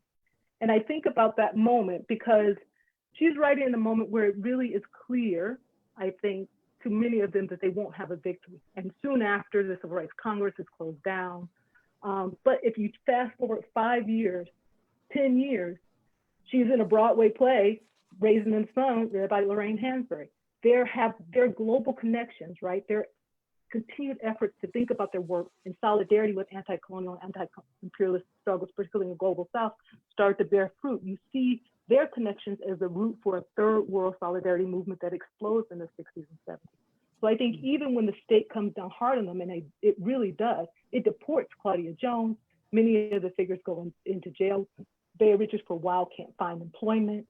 So they really struggle at the hands of this, but their commitment to sustaining through that, I think they don't see the immediate victory, but I think it does lay an important sort of groundwork for their sustained activism and the real explosion that happens in the 60s and 70s, and a way for them to engage that even as older activists, to remain relevant in that movement, even as older activists. And I think that's an important thing, even as you face state repression, which is the response, right? Frederick Douglass says, power concedes nothing. And so I think that is an important sort of strategy to think about how you sustain in these moments and the lessons we can learn from moments where people are not victorious, but they are sustained, they are in collective community, they are still organized. And maybe that doesn't fully answer the question, but it's definitely over 3 minutes. Thank you. Angela, I was wondering if you can, and I mean, you're a model, you embody a lot of the things that we're actually talking about. And so I was wondering if you can speak a little bit about somebody like Assata Shakur, who's actually faced all of this stuff in prison and continues to have $2 million award on her life. But also I would really like you, if you can speak a little bit about what we thought might have been defeat with the Montgomery Award. And then we had a victory about it. So if you can actually speak about this, Well, yes, of course, the movement to free Assata Shakur, which has a very, very long history, has helped both to stage the current moment and to insist on the kind of internationalism and of course, Palestine has been at the very center of the development of an internationalist perspective within the Black movement. I was offered the Fred Shuttlesworth Human Rights Award by the Birmingham Civil Rights Institute not quite 2 years ago. And shortly before I was scheduled to go to Birmingham to receive the award, I received a phone call from members of the board informing me that they had decided to retract the award. I learned later that that rescission came as a result of their learning about my activism around Palestine, which was on the record. I mean, I've been involved in struggles for solidarity with Palestine for the vast majority of my life. I don't see how they missed that when they first decided to offer me the award. But in any event, that came in the context of attacks on Mark Lamont Hill and other Black activists. What was important was that a very expansive conversation about the relationship between struggles against racism and the struggle for a free Palestine emerged. And a couple of weeks ago, there was a virtual program in which the BCRI actually gave me the award in the context of a complete reorganization of the leadership of the Institute in conjunction with community people and the city government, all of whom had been opposed to the decision of the Institute to rescind the award. But let me say something perhaps more general about the way in which the conjuncture of the pandemic that we are experiencing helped to create a rising structural awareness of racism and a context for a very different kind of response to the killing of George Floyd and the lynching, the police lynching of George Floyd and the racist police murder of Breonna Taylor. And I want to say this because I don't think that the response would have been what it was without explicit connections with on-the-ground Palestine resistance in Palestine. First of all, the emergence of the Black Lives Matter movement in the aftermath of the killing of the vigilante racist killing of Trayvon Martin was very much shaped by a Palestine-centered internationalism, from the Dream Defenders to the Black Lives Network and movement. And solidarity with Palestine has helped to shape a new anti-racist and anti-capitalist feminism, what some of us call abolition feminism. The debates around whether Palestine is a feminist issue have shaped such movements as the Women's March. Palestinian American activist Linda Sarsour has played a major leadership role in this respect. And of course, we're also deeply grateful to you, Rabab, and to Noura Erakat and many others. The case of Razmia O'Day helped us to think more deeply about the role of the state in perpetuating gender violence and its relationship to state violence. So the point that I'm trying to make is that solidarity with Palestine has helped to steer contemporary movements away from the notion that all we need to do is to try, all we need to do in response to police killings. And of course, the entire history of the Black presence in this part of the world has been one of that kind of repression. But we can't simply assume that we need to arrest and try and convict individual police officers who assault and kill Black people, people of color. We've learned from the struggle in Palestine about the structural dimensions of policing and its reliance on racism. For example, militarization of the police, the ways in which the Israeli military has trained police departments all over the US and indeed all over the world.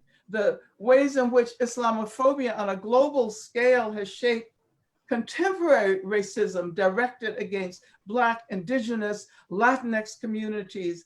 And so we've learned also to include demands, for example, to abolish ICE. When we say abolish the police, we also need to abolish the Border Patrol police. And so I think it's important in trying to understand this moment to recognize how central Palestine has been to the emergence of a radical abolitionist present today. Thank you. I'm going to turn it over to my colleagues in Beirut, my comrades, Dr. Samah Idris and Dr. Rania Al-Masri, for translation. And then I think we're going to probably take one question before we open it up to the audience. So I would like to just leave you with it, think about it, is to think about, so we have all this knowledge and so much more outside of this virtual room and elsewhere. How do we make that accessible to other people? What do we do? How can we actually use the knowledge that we all produce collectively in the service of justice and liberation? What should we, as scholars, activists in the universities and academics and outside do? What are some of the ways we think the movement is going to go? And of course, we don't prescribe recipes for everybody, but we can basically speculate, and anything else you'd like to talk about. And let me turn it over to Samah and Rania.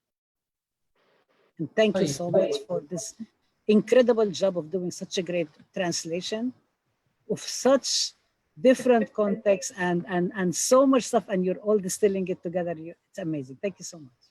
ان شاء الله بتزبط هلا معنا بس. طيب السؤال الثاني طرحته رباب، ما الذي يعرف اللحظة الراهنة؟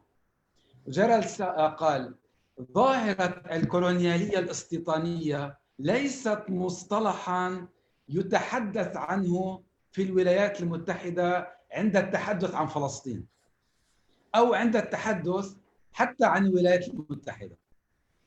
عملية سرقة أراضي الشعوب الأصلية في الولايات المتحدة كما تعلمون بدأت سنة 1606 وكانت بقيادة من يملكون العبيد مثل جورج واشنطن الذي كتب عن مساواة الرجال ومساواة الناس بشكل عام، ولكنه كان يمتلك مئات من العبيد.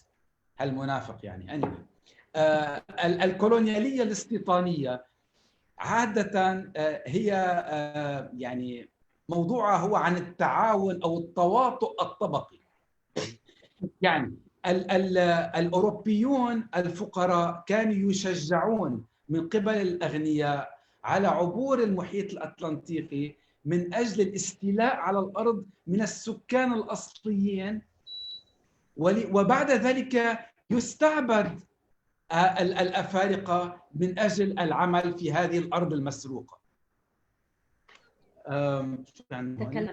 وتكلمت أيضا عن ثورة المستوطنين في الجزائر في نهاية الخمسينيات التي تفوقت على حتى الثورة في شمال أمريكا، لأنهم كانوا يحاولون أن يطيحوا بالنظام في فرنسا نفسها.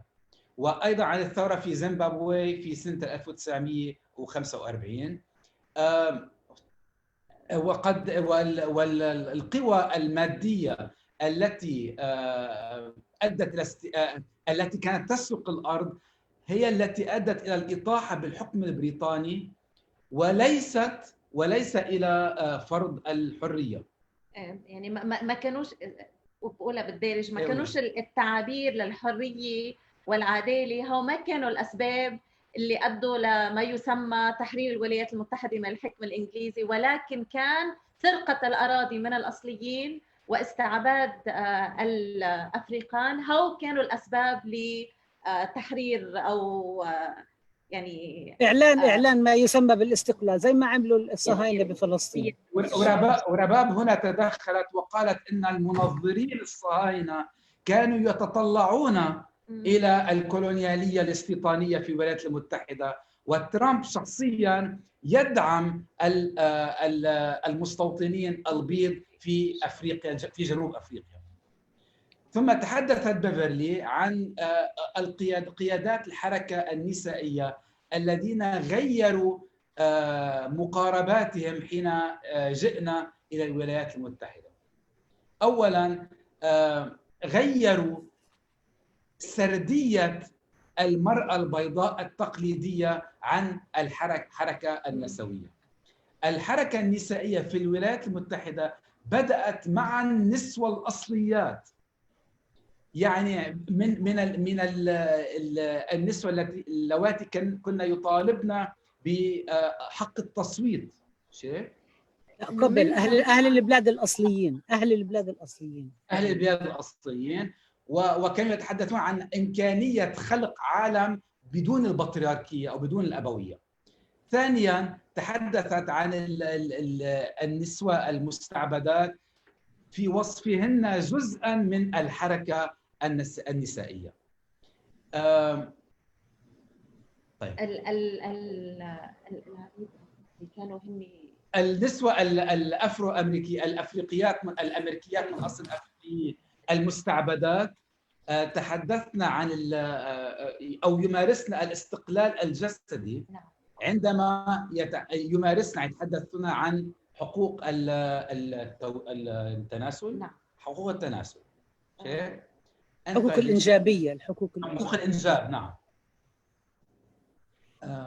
في شغلة ثانية هي حكت عن اوكي ايضا عن الحمله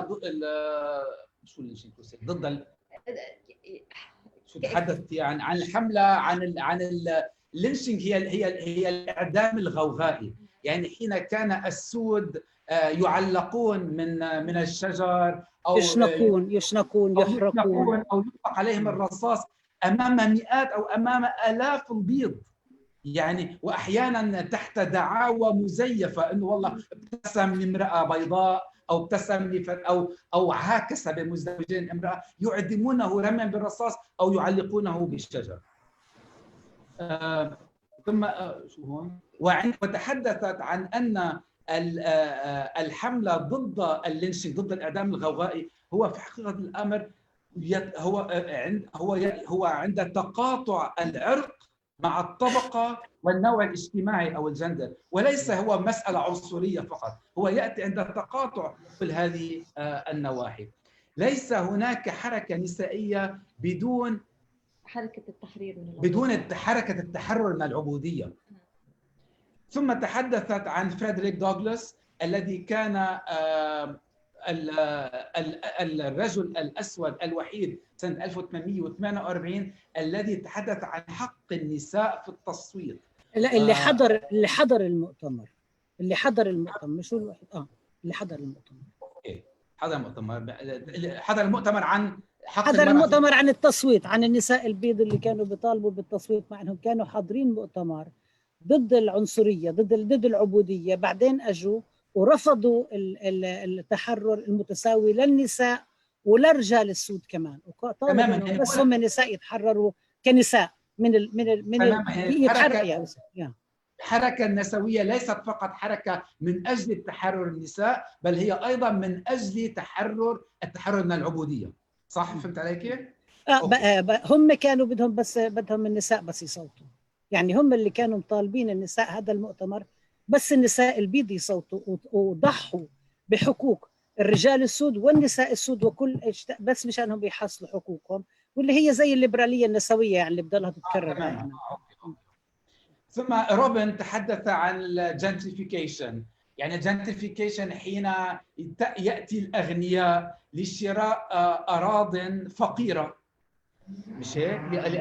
أو في مناطق فقيرة، خلينا رجعين عن شو اسمه، وبهذا يعني هذا يؤدي إلى إزاحة الفقراء من هذه الأحياء. organized abandonment الهجرة المنظمة وهي استراتيجية محددة لسلب المصادر من الناس ووضعها في تصرف أشخاص أغنياء أو أشخاص آخرين يعني في تصرفهم. وهذه نعم تفضل يا رباب. يعني هم اللي بيصير اللي صار مثلا بثورات الستينات، بتصير الثورات بهربوا البيض من الاماكن، بضلوا الناس الملونين. بتصير بتيجي الحكومه بتقول انها هاي المناطق ما بتسوى ما عندها ريال استيت فاليو، ما بتسوى. بيجوا بتركوها لفتره مهمله، بعدين بيجي رؤوس الاموال اللي هم عندهم اللي بيطلعوا مثل سيليكون فالي والتعاون الامن والى اخره وكذا، بيشتروا الاراضي كلياتها وبيغيروا بيبنوا كوندومينيومز وهيك شغلات وبطروا كل الناس من اراضي. فهي مترابطه بالعرق ومترابطه بالعنصريه ومترابطه بالانفتاح.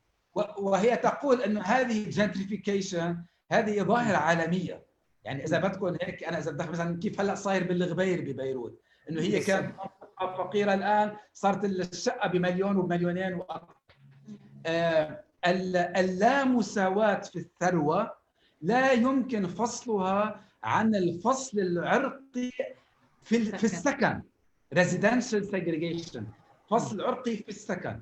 26 مليون شخص تظاهروا ضد، ايضا هنا نتحدث عن تظاهر 26 مليون ضد وحشيه الشرطه من اجل انهاء نظام الشرطه والرقابه التي تتحكم بهذه الجاليات التي ينظر اليها من قبل الشرطه كتهديد. وهذا لا يمكن فصله عن الفصل السكاني. ليست هناك سياسة في الولايات المتحدة لمنع هذا الفصل السكاني. ليست هناك سياسة أمريكية لمنع أو لوقف هذا الفصل السكاني. بالعكس، السياسات الأمريكية تضمن الفصل العرقي في السكن، وتضمن الحصول الفصل العرقي في توزيع الثروة. كل شيء يتبع هذا الفصل العرقي وهذه اللامساواة في الثروة في الولايات المتحدة، بما في ذلك الحصول على الوظائف والدخول إلى المدارس وحتى وسائل التنقل. هذا هو جوهر عمل الرأسمالية في الولايات المتحدة، وهي تربط بين الاستيلاء على أرض الناس وعلى ثرواتهم وبين مصالح الحكومة عبر الاستيلاء، عبر فرض قوانين للاستيلاء على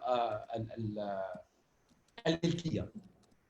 دايو تحدثت عندما تنهض الحركات لتحدي الظلم تأتي سلطة الدولة لتقمع هذه الحركات، ونحن نرى ذلك يتراكم اليوم.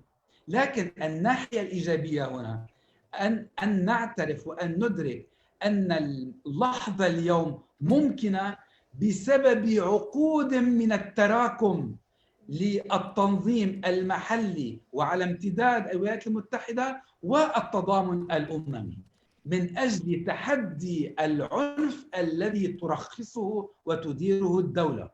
إن الاستعلائية البيضاء white supremacy يتحدث عنها اليوم يتحدث عنها في برامج الأخبار في الولايات المتحدة، يعني ما عاد شيء محصور بفئة معينة متطرفة.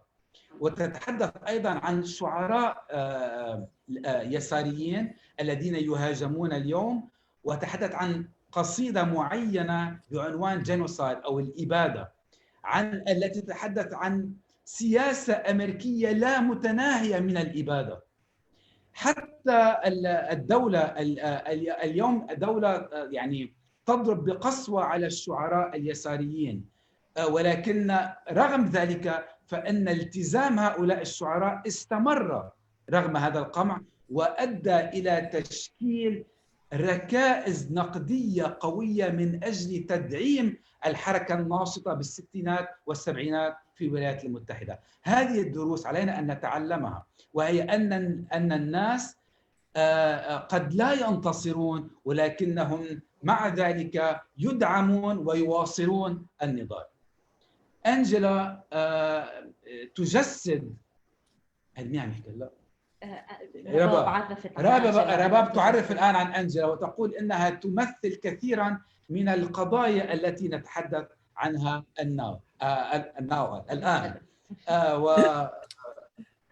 هي سئلت عن أساتة شكور التي بعد هلا مطلوبة من المخابرات الأمريكية، وهي بعد هلا مناضلة، يعني في حركة على راسها $2 على راسها الاف بي اي طالب $1,000,000. في حركة دولية وفي الولايات المتحدة لتحرير أساتة شكور. حركة لتحرير أساتة شكور ساعدت على بناء أممية نقدية، وكانت في قلب هذه الأمم النقدية فلسطين التي هي في قلب المقاربات الأممية داخل الحركة التحرر السوداء. وتحدثت أنجيلا عن جائزة سحبت منها لأن من سحب هذه الجائزة منها علموا أنها ناشطة من أجل فلسطين، مع أنها ناشطة من أجل فلسطين في غالبية سنوات حياتها. يعني الآن هناك تركيز شديد على من يناصر فلسطين في الولايات المتحدة. ثم تحدثت عن أن ذلك هو جزء من سياق الهجوم على ناشطين سود يناضلون من أجل فلسطين، بما في ذلك شخص اسمه مارك لامنتيل. بشكل أعم هناك وعي بنيوي للعرقية يجري بناؤه اليوم، بما في ذلك رفض القتل الغوغائي الذي تسميه قتل غوغائي مثل اللينشينج الذي كان يتم منذ مئات السنين، الذي جرى لجورج فلويد ولآخرين مثل برايونا تايلور وغيرها. وأن الرد لم يكن ليكون بمثل هذه الحدة لو لم تكن هناك صلات واضحة مع القضية الفلسطينية. إن التضامن مع فلسطين قد ساعد على صياغة نسوية تحررية جديدة، New Liberation Feminism، وحالة رسمية عودة تبين دور الدولة في تأبيد في دعم العنف بشكل أوضح. العلاقة بين فلسطين قد حرك تحليلا أعمق لمسألة قتل الشرطة الذي يتم، يعني القتل الذي تمارسه الشرطة في الولايات المتحدة من أجل الغوص عميقا إلى مطالبة بمحاكمة رجال الشرطة في الولايات المتحدة الذين أدوا إلى هذه أعمال القتل. ما بدهم المبدأ الأساسي بالولايات المتحدة اللي تعلموه من النضال بفلسطين، إنه يجب ما بس نكون عم نحاكم الشرطة كفرد، ولكن لازم نطلع بالشرطة بأمريكا كمؤسسة بحد ذاتها، اللي هي مؤسسة كنظام. أيوة بالضبط، وكنظام يعني institutionalized، نظام من أسسه عنده علاقة مميزة مع العسكر بالولايات المتحدة، مع العسكر بفلسطين المحتلة، وعنده يعني علاقة مميزة مع أنواع العنصرية القانونية وليست قانونية ضد الإسلام والمسلمين والأشخاص اللي يعتبرون ملونين people of color بالولايات المتحدة. فالقضية أكبر بكتير من محاكمة الفرد، ولكن هي بدها تكون محاكمة مؤسسة، وهذا اللي تعلموها من القضية الفلسطينية تعلموها بالولايات المتحدة. ولذلك صارت المطالبات الآن ليست فقط من أجل إلغاء مؤسسة السجن أو مؤسسة الشرطة، بل أيضا من أجل إلغاء شرطة الحدود التي تمارس النظام العنصري والعرقي ضد المهاجرين. وفي قلب هذه النقاش وفي قلب هذه الحركة فلسطين دوما وأبدا. شكرا. Thank you so much. We do have very little time left.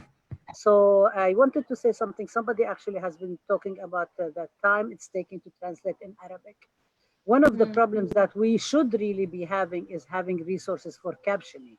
So we can have on the same screen captioning in English for people who are hearing impaired, as well as in Arabic. However, just so people would know, we are operating on zero budget because we've got no resources from our institutions. So we're really trying to do the best that we can by bringing all these audiences together. We are so fortunate that these amazing scholar activists actually have taken time from their busy schedule and said they're going to be with us today. So please bear with us.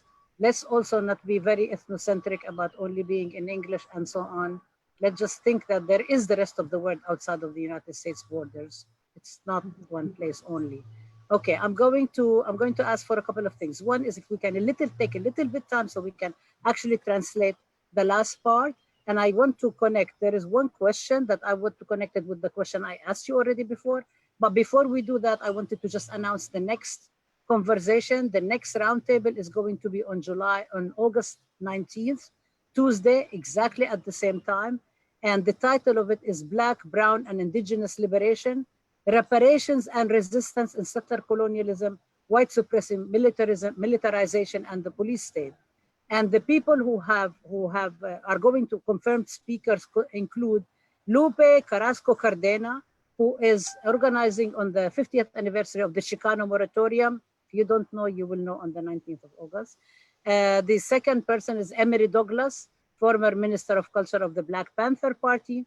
The third person is Oscar Lopez Rivera, the long-term freed Puerto Rican prisoner. The fourth person is Madonna Thunderhawk, the leader and co-founder of the American Indian Movement and Standing Rock Warrior Women.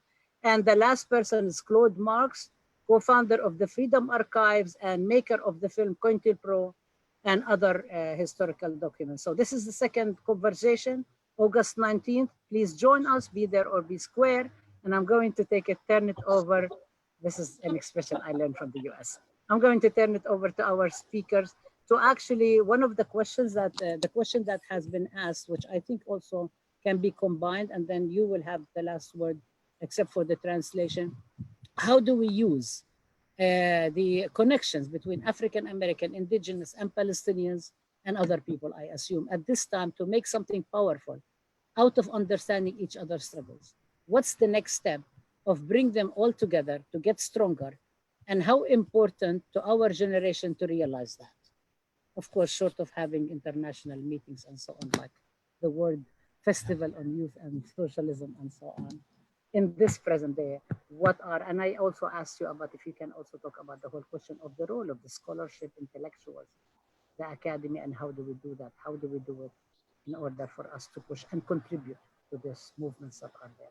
So whoever wants to start, I'm sorry to press you, very short time, because also Samah and Rania need to translate so our audience in the Arab world can understand that. Okay, Ruben, go ahead. Yes, please go ahead. I'm willing to start. Sure. Thank you. And because time is short, I'm gonna basically kind of crush those questions together. I don't know how to answer the question of where do we go, because I think that question is being answered right now in the streets. But just to say, to think about what this moment is, this is a moment where we got to remember we've had a decade of rebellion. The 2020 rebellion is not, the beginning. It's like it's culmination of a decade of rebellion, which I would argue is a response that the decade of authoritarianism is a response to that rebellion. And so it's not to say that Trump's election was some kind of turning point, but that in fact, when you look at it globally, this authoritarian turn was response to a political crisis created by neoliberalism, opposition to austerity, opposition to economic inequality, opposition to war and displacement, opposition to ongoing racism, gender and sexual oppression, and new forms of colonialism, and the destruction of the planet. So that said, I think that the question of where do we go, how we build solidarity is actually tied to the question of knowledge. I used to think, we have all this knowledge in the academy and how do we make it available? I think it's the other way around. I think what we're witnessing now is the fact that there's been collaboration between people organizing, scholar activists and others who really built a dynamic way of thinking about the world. I mean, I'm so glad we have Angela on this panel because more than any other person, her work is responsible because she's always been connected to grassroots organizations. And in fact, you walk around, I remember walking around on the subway train and seeing all these people reading are prisons obsolete, reading Abolition, Democracy, and more recently, people walking around the streets reading Freedom is a Constant Struggle. That's not an accident. It's not an accident that groups like the Let Us Breathe Collective and We Charge Genocide and Movement for Black Lives and all those young people that Angela writes about in Ferguson gave us a model of sustained revolt dedicated to ending police violence and dismantling structural racism. And they didn't have to read a book about that. You know, they were reading, but a lot of people were actually challenging prevailing wisdom in the streets, saying, you know, these particular theories are not ours, we're making our own. So the combination, the synergy of that relationship produced things like the Movement for Black Lives document, the Vision of Black Lives policy statement, which really, you know, in some ways is the embodiment of these demands for abolition. And finally, I just want to, hopefully, you know, people will know that I know Angela and Gina Dent and others, Beth Ritchie are working on this book, I believe called Abolition Feminism. I'll let Angela talk about that. And to me, what we're seeing in the streets right now, in the best of the politics, the best of the organizing, is an expression of abolition feminism. That is the radical politics driving these movements. What does that mean? It means eradicating all forms of oppression and exploitation, decolonization, ending state-sanctioned violence, replacing police, military, and prisons with like genuine human, humane, non-carceral path for safety and justice, and freeing the body from constraints of all inherited and imposed normativities, and protecting the earth. And I think that is the future we have, and that's the future that people are struggling for. And the ideas are being built in movement, not necessarily in the academy, not to say that it's not a relationship.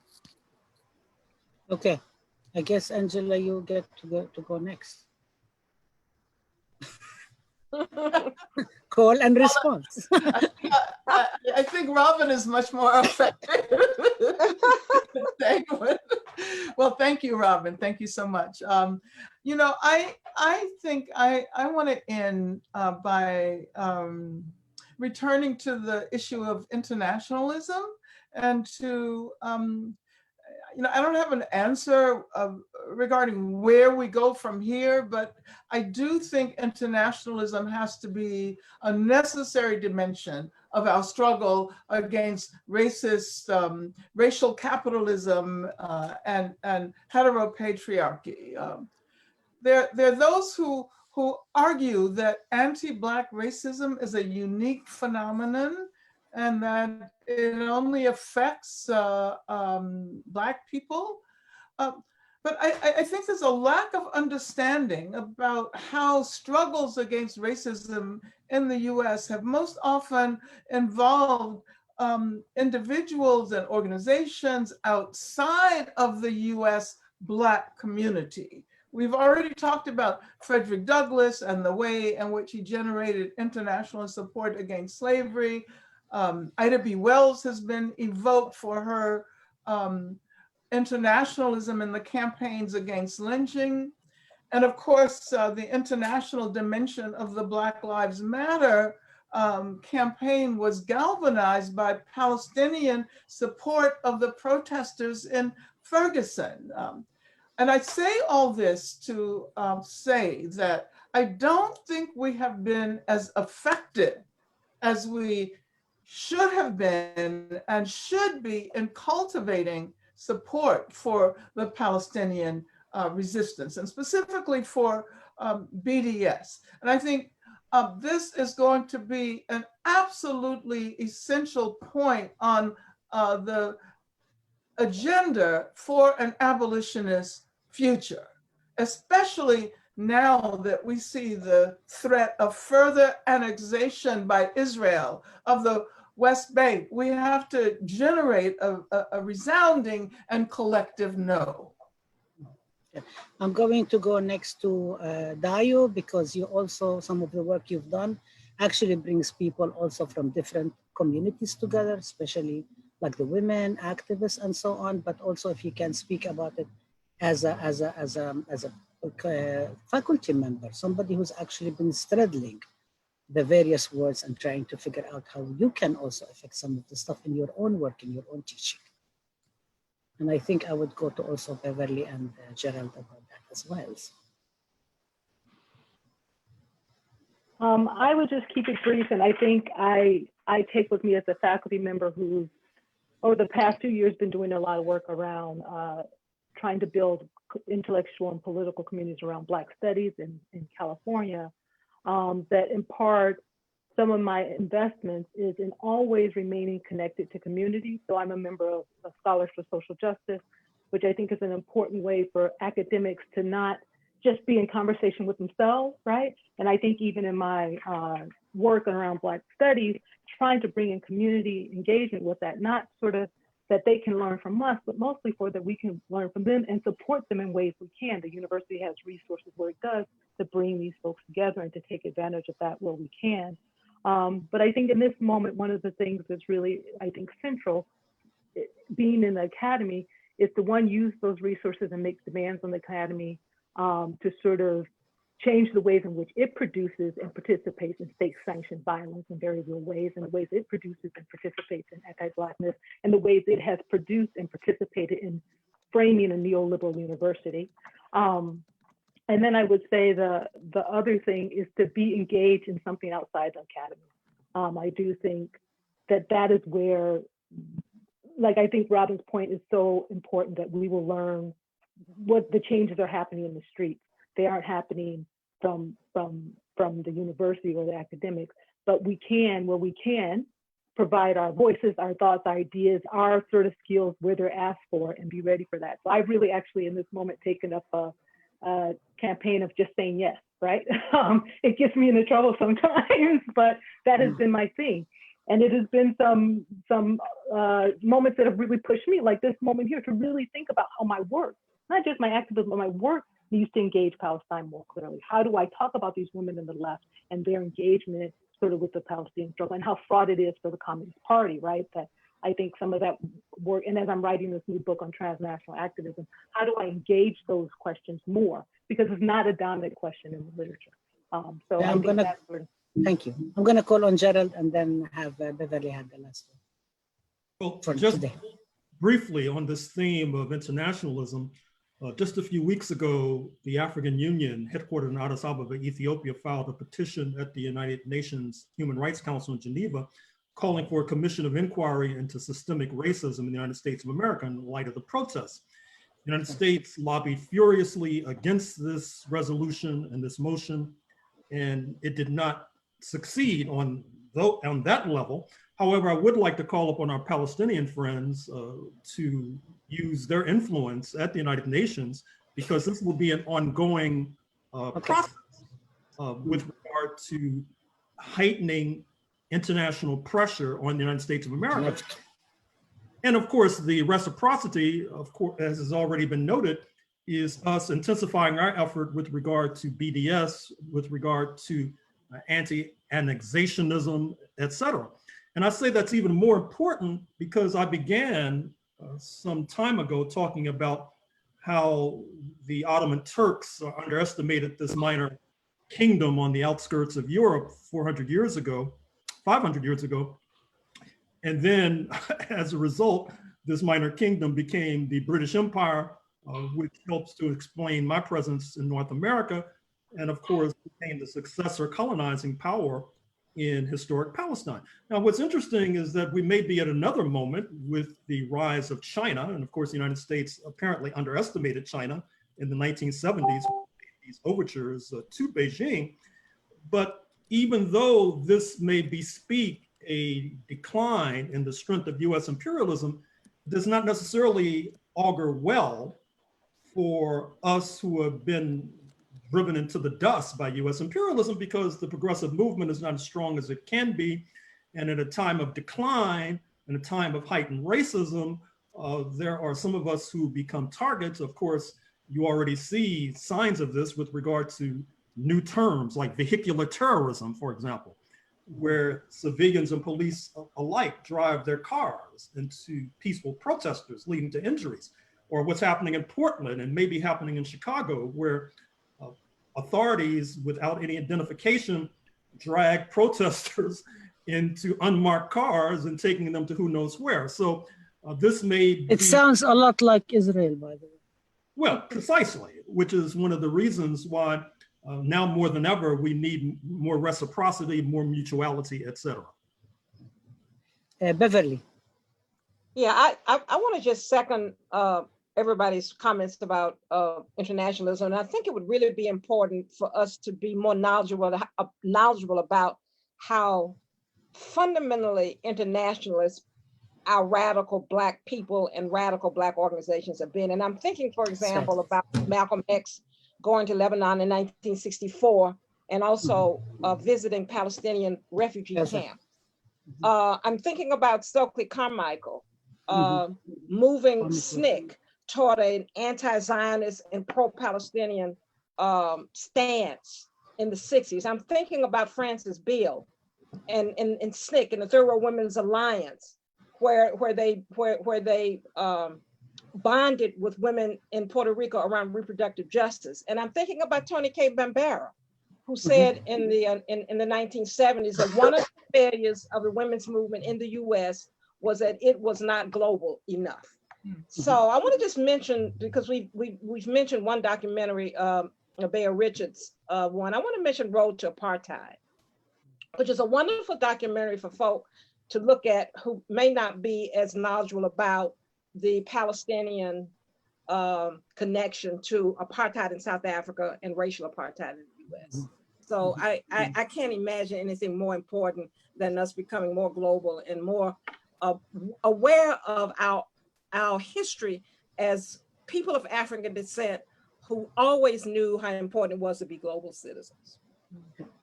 I'm going to turn it over to Samah and Rania. I just want to say that the 1970 statement in the New York Times was signed again in support of Palestine, was also signed by, among others, Ella Collins, Malcolm X's sister, Grace Lee and James Lee Boggs, Fran Beal, Phil Hutchins, who was the chair of SNCC at the time, Sam Anderson, and a whole bunch of others. And we actually are going to do our last roundup of the 50th anniversary of that statement on November 1st. So stay tuned. So Samah and Rania, take it away.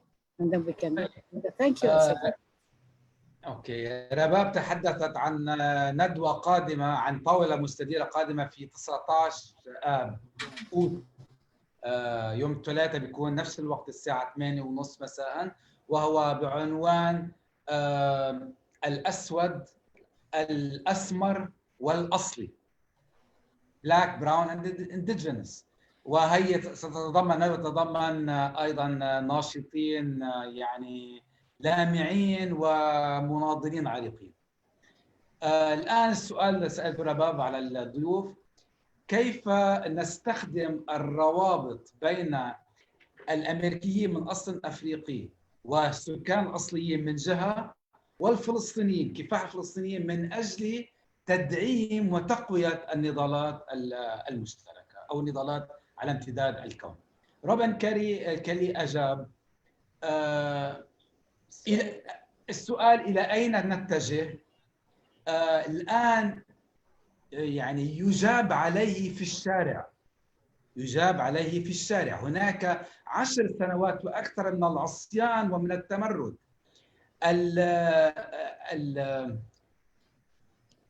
المرحلة اليمنية في سياسة الولايات المتحدة، في داخل الولايات المتحدة، يقول روبن إنها ردة فعل للمقاومة ضد القمع وضد المظالم.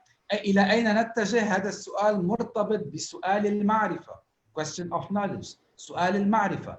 اليوم هناك تعاون بين المنظمين أو الناشطين من جهة، والأكاديميين الباحثين من جهة أخرى. مثلا أنجيلا كانت على الدوام وما تزال مرتبطة بالمنظمين القاعديين اللي عندهم جراس روتس، عندهم القاعدة الشعبية، الجماهير الشعبية. تمام، مش القاعدة، تنظيم القاعدة طبعا. كتبها يقرأها المنظمون، وهي أيضا تكتب عن المنظمين والناشطين. إذن التحدي الحقيقي يبدأ من الشارع، وما نشهده اليوم في الشوارع هو التعبير عن التحررية النسوية أو الابوليشن فيمينيزم، من أجل إزاحة وإنهاء كل أشكال القمع والفصل والتمييز ومن أجل إنهاء العنف الذي ترخصه الدولة وتتيحه، وإنهاء نظام السجون، وحماية الأرض، حماية البيئة. هذه الأفكار تديرها وتبنيها الحركات على الأرض وليس الأكاديميون أو ليس الأكاديميين والمثقفين. أنجلا تشكر روبن، ثم تقول أنها تريد أن تتحدث عن قضية الأممية، الانترناشنال، التضامن الأممي أو الوحدة الأممية. الأممية هي بعد ضروري للنضال ضد الرأسمالية العنصرية وضد البطريركية أو الأبوية. إن العنصرية ضد السود تؤثر في كل الناس وليس فقط في الشعب الأسود أو في السود وحدهم. هذا الكفاح، هذا النضال يشمل الناس خارج إطار الجالية السوداء وحدها في الولايات المتحدة. يعني مش بس العنصرية تمارس ضد السود في الولايات المتحدة، بل ضد جاليات أخرى. ونحن لم نكن سنكون بهذه الفعالية لو لم نكن بنينا دعما داخل المقاومة الفلسطينية ودعم الفلسطينيين، وتحديدا دعم حركة BDS، حركة مقاطعة إسرائيل وسحب الاستثمارات منها وفرض العقوبات عليها. هذا يحتاج إلى أن يكون أو نقطة أساسية في النضال أو في المستقبل التحرري، وخصوصا بعد السياسات الإسرائيلية الساعية إلى ضم الضفة الغربية. دايو قالت إنها كفرد أكاديمي من الجامعة تحاول أن تبني أطراً يعني تضامنية ثقافية من خارج إطار الجامعة، لأنها تعتقد أن النضال عليه ألا يقتصر على الجامعة نفسها. الأكاديميون عليهم أن يتحدثوا مع الجاليات من حولهم وأن يتعلموا منهم. الأكاديميون لا يستطيعون أن يقتصروا على الحديث فيما بينهم. علينا أيضا أن نكون منخرطين في تلقي الدعم من الشارع وفي تقديم الدعم إلى الشارع. علينا أيضا أن نتحدث أكثر عن الكفاح الفلسطيني من داخل هذه النضالات. هذه قضية أساسية. جيرالد تحدث عن قضية الأممية وعن الاتحاد الأفريقي في إثيوبيا، وكيف أنه تحدث عن وجوب محاسبة أو البحث عن عن العنصرية الممنهجة في الولايات المتحدة. وجيرالد دعا أنصار فلسطين إلى أن يستخدموا تأثيرهم في الأمم المتحدة، ما بعرف تأثيرهم، بس يعني من أجل ممارسة الضغط الأممي على الولايات المتحدة. وقال أن علينا أن نشدد على دعمنا لحركة BDS، حركة مقاطعة إسرائيل وسحب الاستثمارات منها وفرض العقوبات عليها، وضد الجهود الإسرائيلية لضم الضفة الغربية. وتحدث عن عشرات الأمثلة في الولايات المتحدة التي حيث تحاول السلطة الأمريكية عبر استخدام سيارات بدون أرقام من أجل القبض على المتظاهرين. وهنا تتحدث رباب هذا يحدث تماما في الأراضي الفلسطينية المحتلة، وهذه الظاهرة تحتاج إلى مواجهتها بالمزيد من التضامن الأممي. بيفرلي تحدثت عن كيف تجذر القادة السود، وتحدثت تحديدا عن مالكوم إكس كيف جاء إلى بيروت وإلى غزة. هذه معلومة كثير مهمة.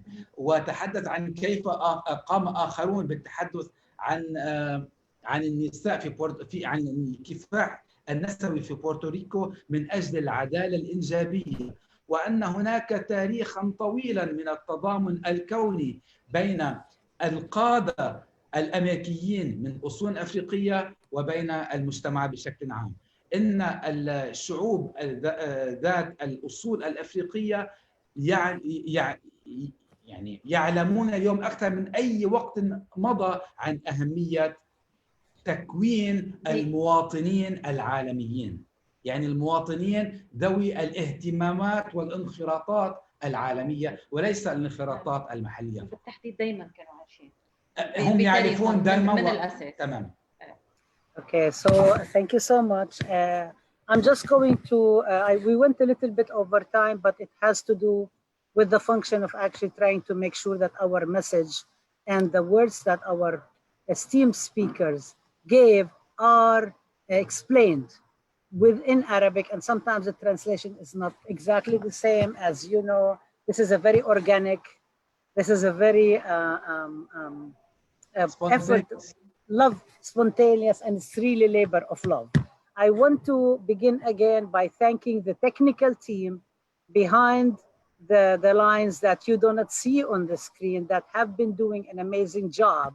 Anais Amer, Jacob Perez, Rafael Isa, Salim Shhade, and Ubada Kassar. Thank you so much for doing this. Thank you so much, Sarah Sills, for designing a beautiful, beautiful, beautiful graphic.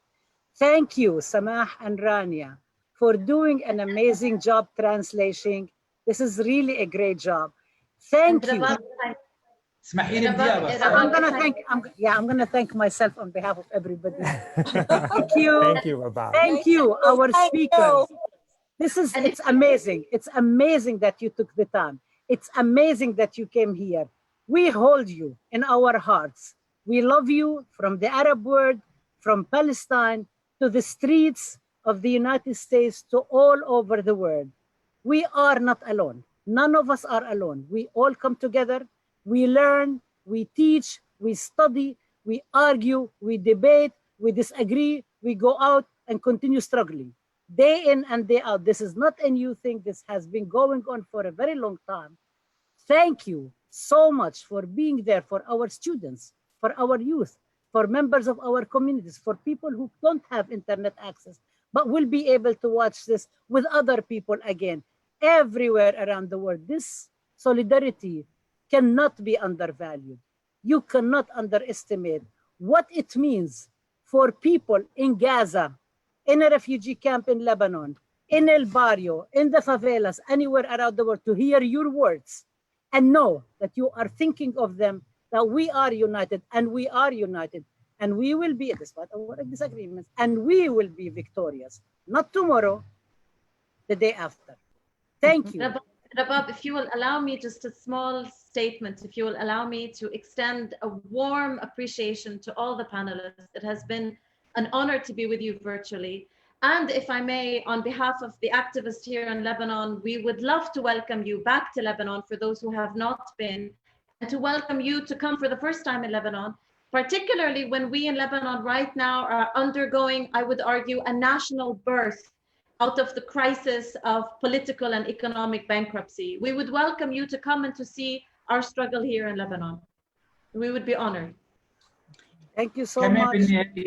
أنا كمان بدي أشكر بالعربي رباب، وأشكر كل المتحدثين، وأشكر كل الجمهور اللي حضر، وإن شاء الله العدد بده يصدر بالمداخلات كاملة بترجمة طبعا أدق من اللي قمنا فيها هلا بسرعة ضمن الحدود الممكنة. تعرفوا نحن مجموعات مستقلة، نحن لا بنقبض من الأمريكان ولا بنقبض من الصين، لا بنقبض من الإيرانية، ولا بنقبض من الملاكة، ما بنقبض من حدا. لا هلا بلبنان ما بنقبض.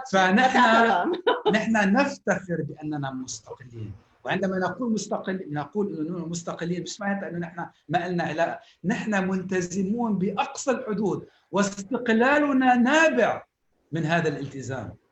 يعني نابع من أن لا نكون خليني أترجمها هاي الشغلة يا سماح. Samah is saying that you need to know, of course, I mean, I would have stepped in, but you were doing such a great job, so I didn't really have to.